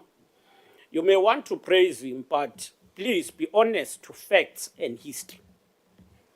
Now, it was launched in Guyana, one of the poorest provinces. So, having said so, the problem of dignity needs to be addressed. It needs to be addressed. But going forward, when we were preparing for the 5th phase, we said, how are we going to address this? Said, let's identify key areas that are going to be sustainable. A person comes in at least for a year or 2 years, go out with skills or with an entrepreneur, as an entrepreneur. We identified 4 areas. The first area was an area of energy, retrofitting in government buildings. The second area was cleaning of government buildings. Now, the 4th area, I'll come back to this, was road, bricks, paving. And the fourth was waste management. Hence, a concept of one town, one recycling center. If you will go to our budget speech in 2014, there was that. Have people collecting waste, feeding to the recycling center. If you want to take a good story about this, look to what is happening in KwaZulu-Natal in Osizweni. There is a group of young people who established an entity called Mpilontle, assisted by the late Minister Edna Mulewa.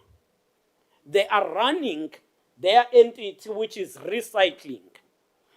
They take a waste from the people who come around, and those people are compensated. In 2023, we pleaded with colleagues that let's scale that. It is based on that in August 2023, we met almost every week with the unit of EPWP. They are here every week.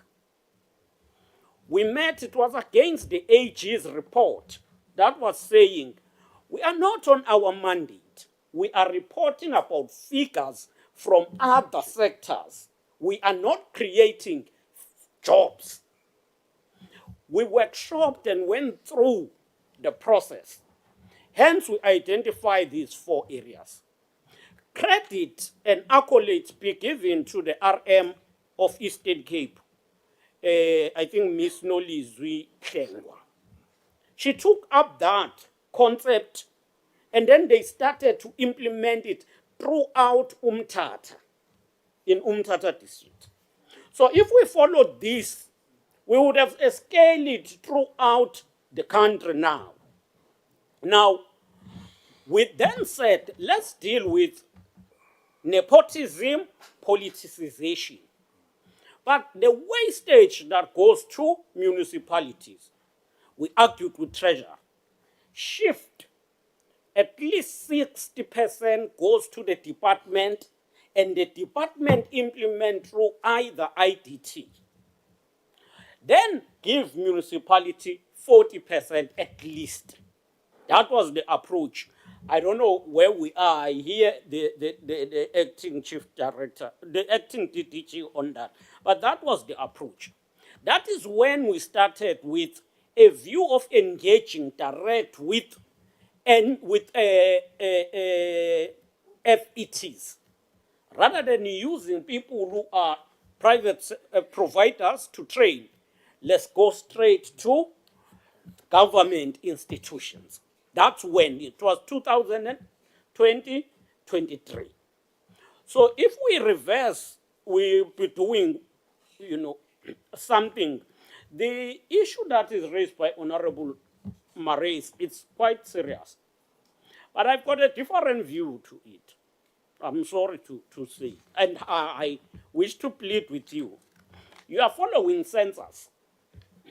You are correct in saying we should be following maybe census. But I will hold a view from the practical experience that says, one, census, it talk about population.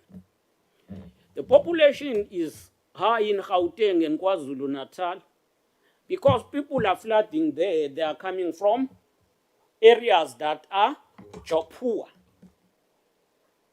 The last status A report says you've got already Northwest where 50% of people or more are unemployed.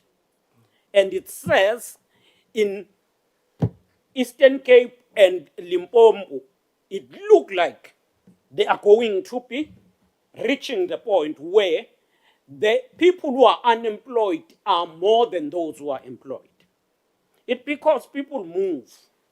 What we also said at that time to the department, which we ought we should have changed, the funding, the allocation model is not helpful because it also goes with reporting. The more you report is the more you get more allocation. And we said, let's change that. If you go to Eastern Cape, in one municipality, they did a good project of road paving. But they don't have staff to report thoroughly. They managed to account financially, but they would not be compared with a metro that is Emalahleni in Eastern Cape. It's a small municipality.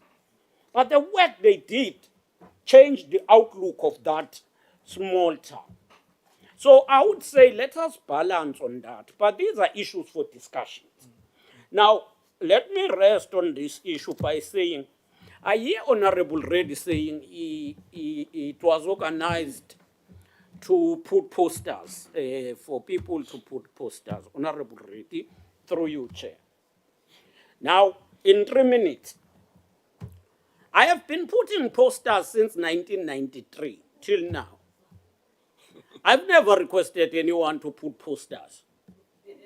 I've been putting posters of one organization. One.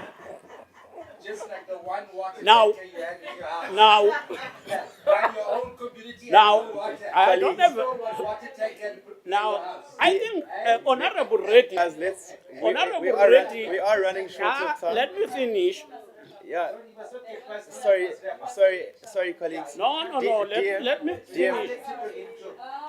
Honorable Reddy need to Colleagues, get please into can we- Guinness can we Book wrap of this up? Record. He has put in his life posters for 5 different organizations. No, DM. 5 DM. different organizations. Sorry, with respect, DM. Now, DM, we're off. We're off. I will rest my This case is at not- that level. Thank you. Okay, Can you please direct the meeting? No. Okay, Honorable Reddy, thank you so much. Colleagues, colleagues. We are, Honorable Reddy, you nominated me as chair. Please allow me to chair. Thank you. I'm very conscious of time, and we have to move to the other side of the city for the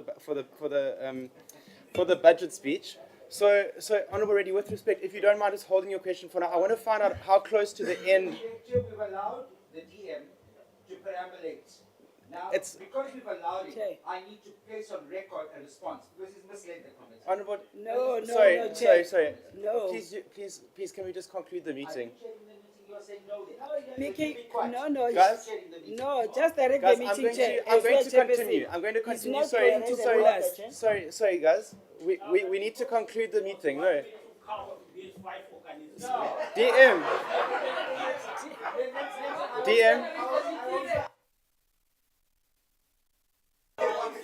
Okay, there was a hand at the back there. Honorable Reddy, please stop it. Honorable Reddy, stop it. Honorable Reddy, you're taking us back. I'm so sorry, Mr. Reddy. Honorable Reddy, We are not stop going it. to allow this. Stop it. Are these important? Honorable Reddy, stop it. No, we are not going to You're bringing allow this. Chair. You bring this. We are having a really functional meeting up until this point. Let us finish the meeting, please. Can we conclude on EPWP? I'm going to ask whether the DG, is there anything else to be added from the department side? Minister, anything to add from your side? If we can keep it really brief, so that we Thank can you. take a resolution and move forward. Thank you very much. I think the central question today really is actually about jobs. That's the agenda on the table here. And without growth, Chair and honourable members, we will not create jobs. So everything that we do has to be centrally focused around an economy that grows so that we can create jobs. That's why the President last week has directed all of us as ministers to put a growth and jobs plan, Chair, on the table as to what our department will contribute to that. And we are up for the challenge, and we are excited to do that. But EPWP, as has been pointed out, it is not a jobs program. It is an opportunity and training program, essentially. That's what its foundational purpose is. And I think that we must be careful where we seek to move this into something that it was never designed to and it's not funded to do. But that does not mean that we mustn't look at how do we make the program more focused on skills to equip people to be able to access those jobs.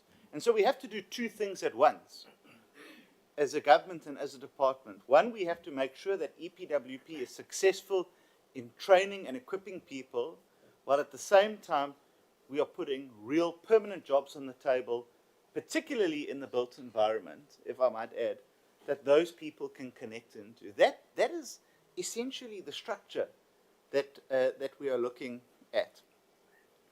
I also think, and honourable members have raised this, and it's entirely appropriate,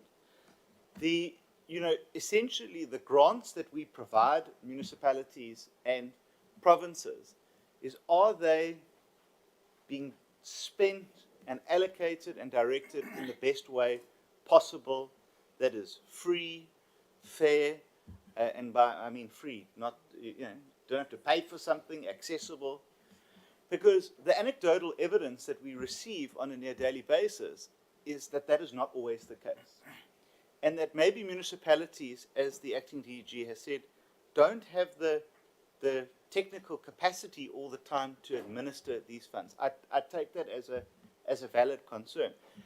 it is actually an interesting point, Honourable Kumalo, about this not being in the IDP. I think that that's a great point, actually, because if there's no requirement as to how EPWP supports the development plan of a municipality, as temporal as it may be, I think that there's a gap there. So I think that that's something useful that's been put on the table. I want to pick up what Honourable Reddy said, is that we don't want to go down the route he was referring to, CWP. I think that CWP actually is an example that we don't want to follow. And because I think the oldest person on CWP is 102 or 106. I can't quite recall. Now that's not possible. But there is someone who is registered on CWP as being 102 or 106.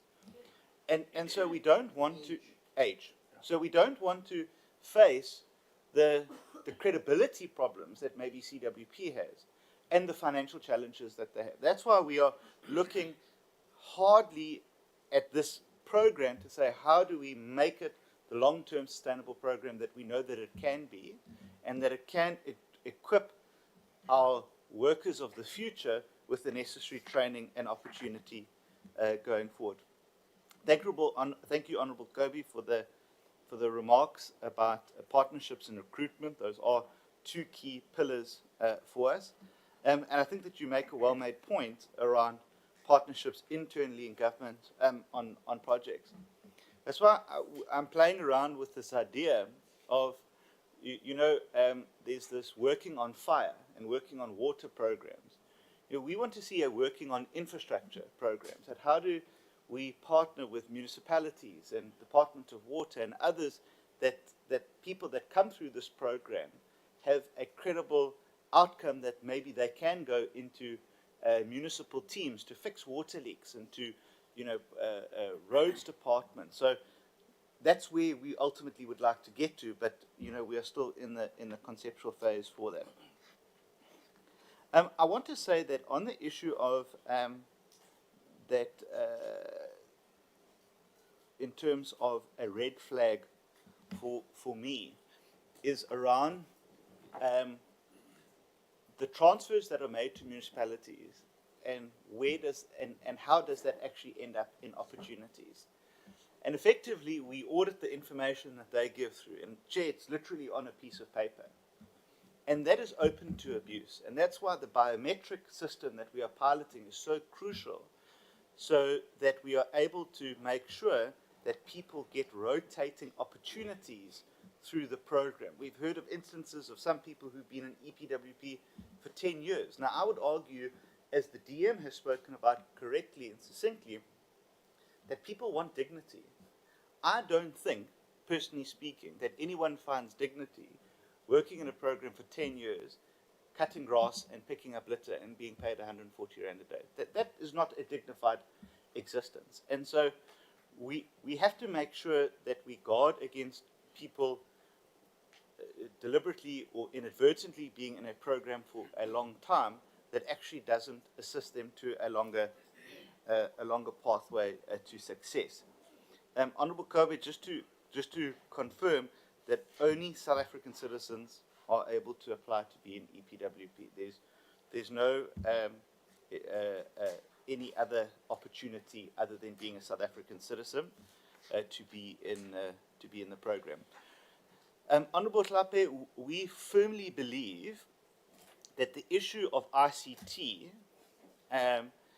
will play a big role in stopping the allocation process from being abused. And if I may, Chair, through you for a moment, be honest with you, I think that one of the problems is where EPWP opportunities in local government are effectively located, and that is in ward councillors' offices. And that is where the opportunity for abuse comes, in that you have a closed office by a single person who determines, outcomes. And I think that we want to roll away from that and see more of an open, transparent process. But that then goes to the point around the temporal nature of the program, Honourable Member. Because what we effectively seek to do through the program is skill and equip as many people as possible in a year. Now, I would hazard to guess that if we said, well, let's make it 6 months or 1 year, then the opportunities available for training would decrease. And then some honourable members might stand up in a debate and say, you see, you're delivering less opportunities.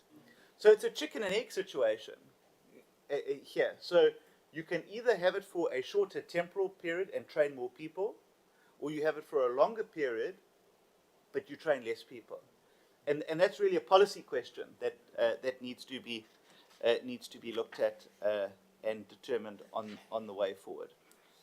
And I think that speaks to the rationale as well. Honourable Barth asks a good question. He says, how do you advance the program in the face of funding cuts? And that is a real problem. I think in the last financial year, we suffered a 900 million rand cut, DG. But we are expected to deliver the same amount of opportunities. So that's why we have to look to other partners, particularly in the private sector, construction companies, training organizations, other spheres of government, to try and make up for that lack of funding and to see what they can put in as well, so that we can try and still achieve the same targets, but under reduced partnerships. Honourable Barth, I think I've spoken to how I think that EPWP can contribute to infrastructure, particularly through a working on infrastructure focus.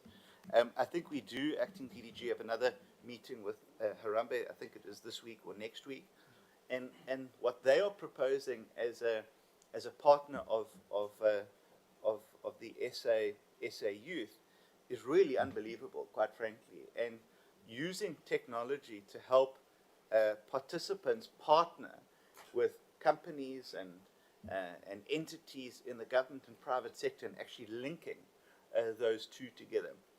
Let me finish with a heartening story, because myself, the Deputy Minister, and the President launched 4 Welisiwe bridges in Mpumalanga last year, in KwaMhlanga, and the President said to us that he really wants to have a certificate of prior learning to be given to these 160 individuals who participated in the program, and actually quantify their skills. So we did that, Chair, and we launched it with the Tembisile-Hani local municipality and the Inkangala district municipality, and we had a discussion with the local leadership there, and they have said, because there are these recognition certificates that we're actually able to quantify, we will actually take in some of these people to work in our infrastructure maintenance projects that we are doing. So just small changes like that can make big differences. And I think big changes over a long time will make even bigger a difference to not only the program, but the opportunities that I think South Africans are so desperate for. So I really ask that the committee takes this as a work in progress. I think that the committees recognize the progress that we've made to date, and we will obviously come back more to show the advancements, the outcomes of our research as well, and our trials, so that the committee can share in that information. Thank you so much, Chair. Thank you very much to the department and to the DM and Minister for your feedback. Colleagues, we are conscious of time, and we are ahead of time, but what I'd like to recommend, I'd like to just make a recommendation before. To wrap things up, I want to make I'd like to propose 2 resolutions that we take as a committee. The one, I think, although we haven't had a strategic planning meeting as a committee, I think we would like to have the Minister, Deputy Minister and the department return on a quarterly basis to report on EPWP and the progress that is being made to actually reconfigure EPWP into the viable and more sustainable job creation program that it is supposed to be. So that is the first recommendation that I'd like to make. The second one is, and I think I listened quite closely to the questions that were asked by the honourable members, and a lot of it I think comes down to monitoring and evaluation, and I think we'll only really be able to tell how well the department is doing is if we expand on what they are reporting on. So if you allow me quickly, there was a question about where does the money go?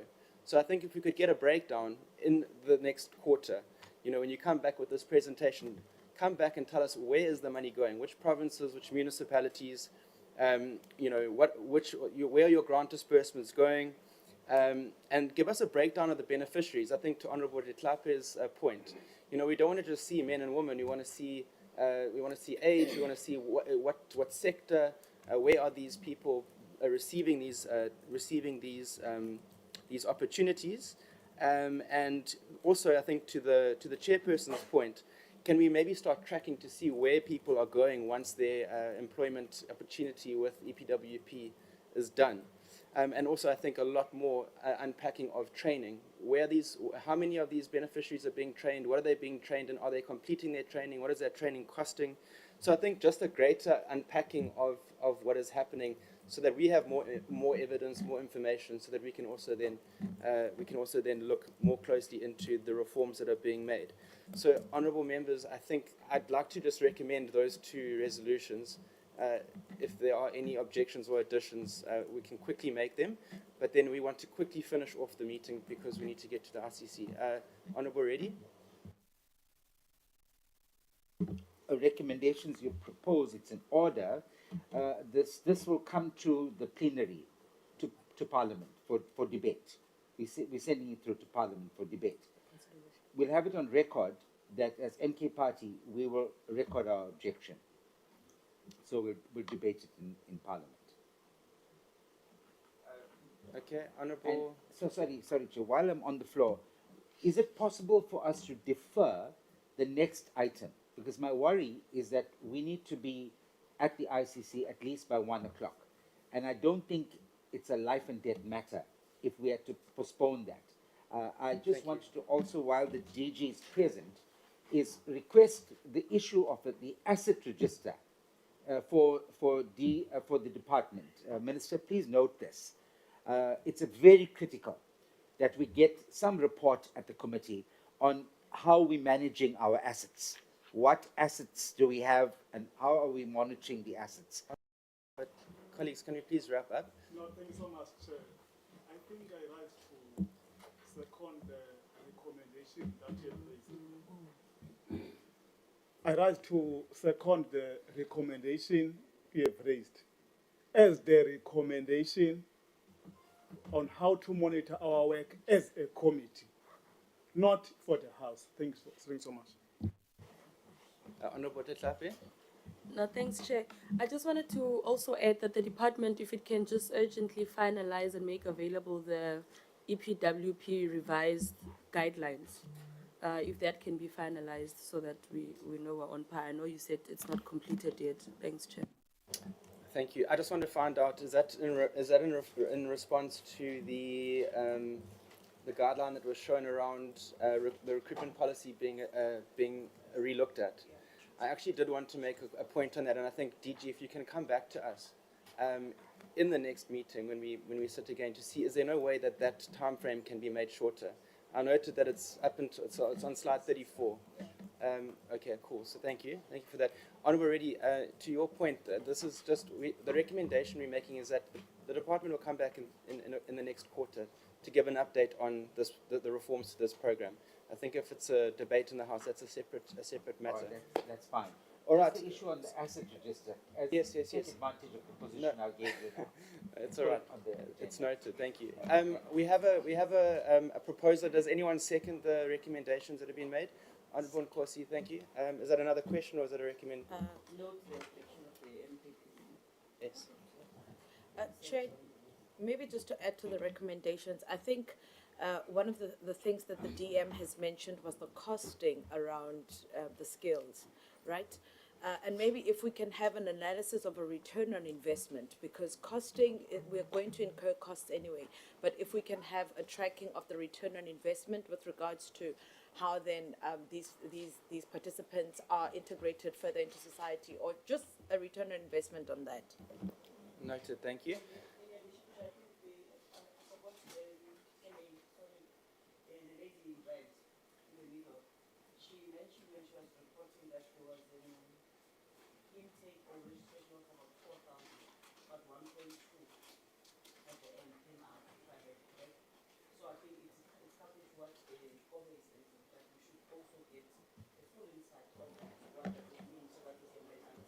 Sure.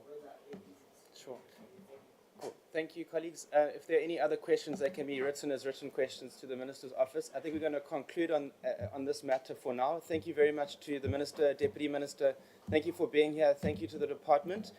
Colleagues, I'm going to move very quickly to the next item. Are you happy to go for? Colleagues, Honourable Reddy raised the suggestion that we defer the report on the Leruntse Secondary School. I believe it would only take 5 minutes, but I think we can defer it, right? Okay, perfect.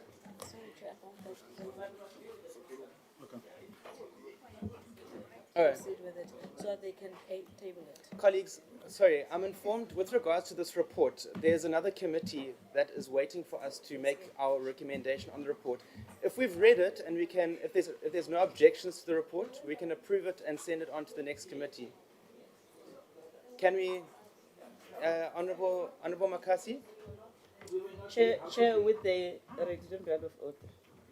Chair, with the information from Knowles around why we should be tabling that report, I think we were supposed to go with them for oversight. We did not go, so I'm not sure what do they expect from us in terms of us making a recommendation. We have nothing to recommend. We were there for the discussion, and then we were recommending together that we should go. They left us behind. So the recommendation is with them, not with us. Thank you so much. Nola's just going to quickly clarify for us, and then we can take a decision. Right, honourable members, if you remember very well, this was a referral from the Speaker to both committees. So because it was to both committees, there was a joint committee meeting that set. So the information that was taken from that joint meeting also forms part of this report. And that is then the main reason why both committees must then accept the report. This is now besides the oversight visit that we were both supposed to go to, which we were declined to attend, but the other committee went. So perhaps based on that reason, I'm not sure if the committee would feel comfortable proceeding with the consideration and adoption of this report, just so that the other committee can proceed, or if the committee decides that you're not comfortable proceeding with this, we can minute that and then we refer the report back to that committee. Thank you. Okay,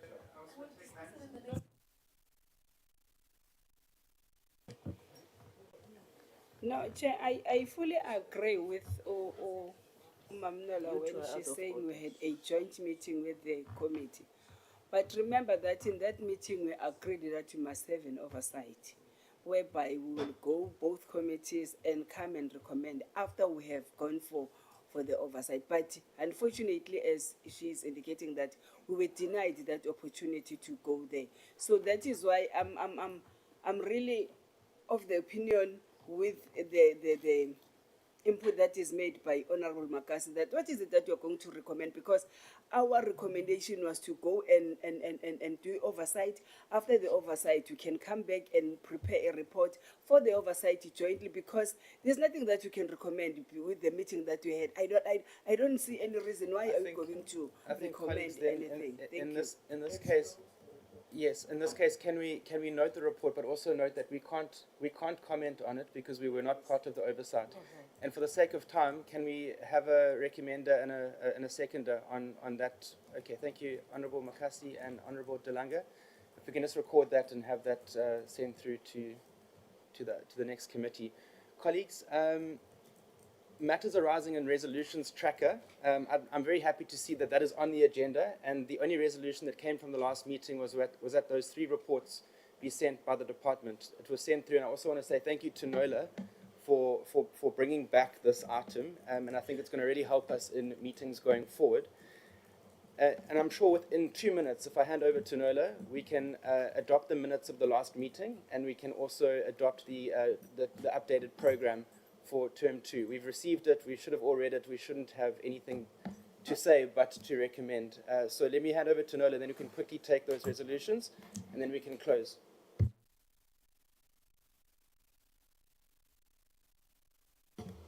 Thank you, Action Chair. The minutes that are before the committee for consideration and adoption are the minutes of the meeting that was held on the 14th of May, which was last week, where there was a presentation that was delivered by the department on the Small Harbours program.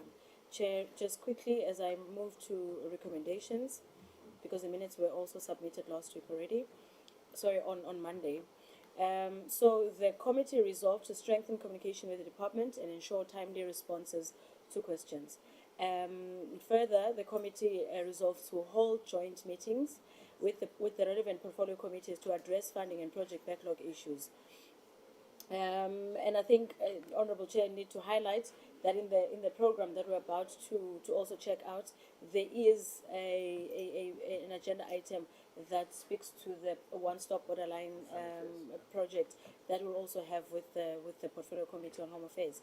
The committee also resolved to reconvene for further engagement and clarity on outstanding issues on the small harbours issue. The committee further resolved to write correspondence to the Speaker of the National Assembly regarding the Minister's non-attendance of the meetings. The letter was thus submitted, Honourable Members, on Monday to the Speaker. So we are awaiting a response to that effect. And then lastly, the committee resolved to reschedule the presentation of the one-stop borderline project with the Department of Home Affairs and the BMA in the following week. So on the program that we are now about to look at, that has been moved to the 4th of June. Because there are two other issues that need to be tackled before then, and to also give the BMA and the Department of Home Affairs time enough to be able to prepare for a presentation that they'll also deliver to the committee. Thank you, Chair. Thank you, Nola. Any objections, amendments, changes to the minutes of the last meeting? Anyone supporting? Can I get two hands? Honourable Nkosi. Can I have a seconder? Honourable Delanga, thank you very much. And then finally on to the adjusted program, as has been highlighted by Nola in regards to our meeting with BMH, and which I think involves Home Affairs, right? Yeah. Just while Nola's looking for that, I'm informed that there are shuttle services right outside, leaving as the buses are full to the CTICC. So we're all good for time. We'll wrap up as soon as we've adopted the adjusted program, which Nola will share with us now. Thank you, Acting Chair. Again, Honourable Members, I'll just zoom into the amendments because the program has been circulating. On the 28th of May, which is in addition, the 28th of May and the 4th of June, we didn't have before. I think because there was a change in the parliamentary program. So we've had to allocate meeting days on those two. But on the 28th of May, the committee would look into the presentation on recruitment, filling and retention of positions within the DPWI and PMTE.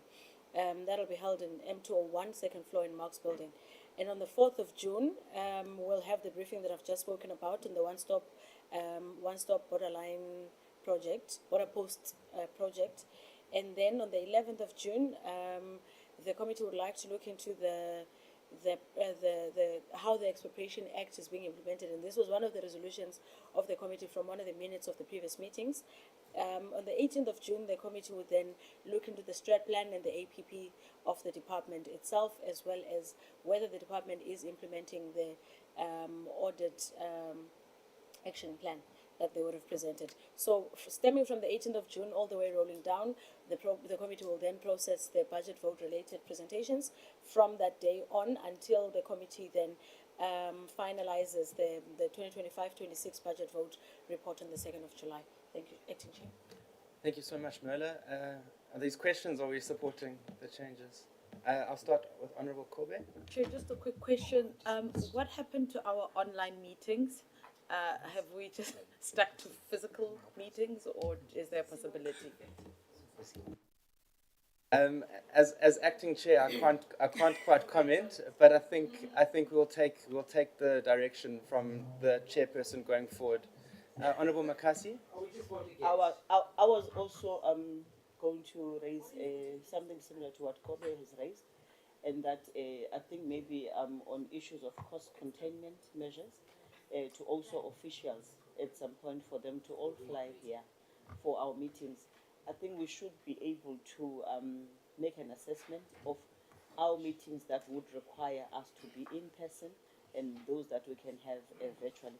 Because virtually is working for me quite well, that I can propose that we do. Okay. already. I'm still on the floor.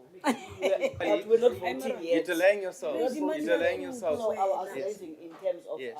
supporting what Kobe I'd was like to saying. suggest. I think I support this. I support the suggestion. But can we perhaps raise this in the next meeting? Perhaps when we look at the agenda for the following weeks, we look at the items where we feel it is really important that we do it in person versus the ones that can be done online.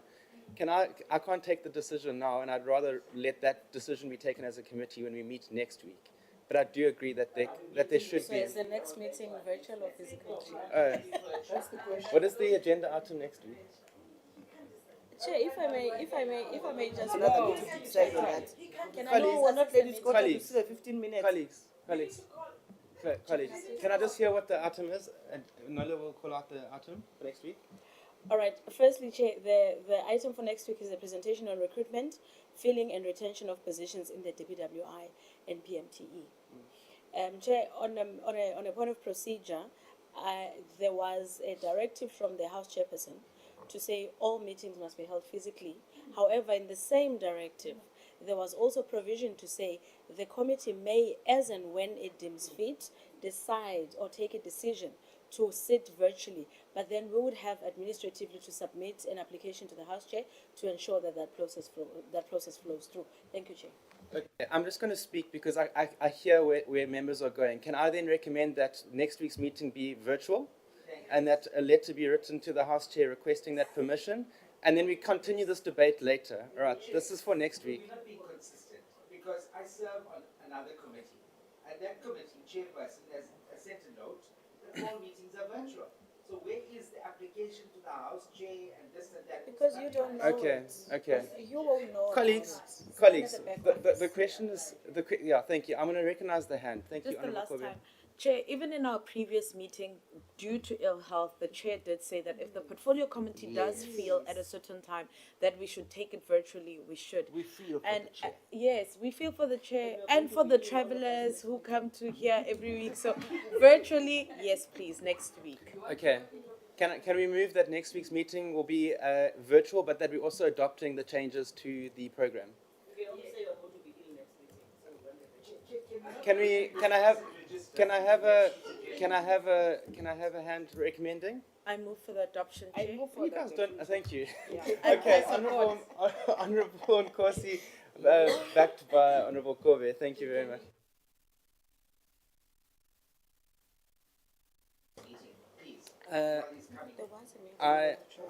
I want to highlight that I did actually request for information on that. I will make a follow up on that, but I think that we can definitely get that scheduled. But I don't know about next week. All right. Sure they can. Okay. Honorable Nkosi. Yeah, Chair, I don't know because there's another report that I think we must get from the minister. Nurse. We are hearing on the great vibes that the ministers and the DMs are still in hotels, and we don't know what is happening as this committee, and with whose expense that the ministers are still in hotels. What is happening? Why are they not given houses? What is happening? Can you also get that report? Probably we will know exactly what is happening because we don't know what is happening. Nobody tell us, and it's not right for us. Thank as the you. I committee think we'll note that. We'll note that and we'll submit that. But I think also as a written question, that's a good one that you can submit to the department. All right, colleagues, I'm going to then close the meeting. I want to firstly say a belated happy birthday to Ethel. Her birthday, I don't know where the cake is, but happy birthday. And then a big thank you to everyone for looking and not making me sweat too much up here today. Thank you very much. Let's go pass the budget. Thank you. I declare the meeting closed. There is a budget.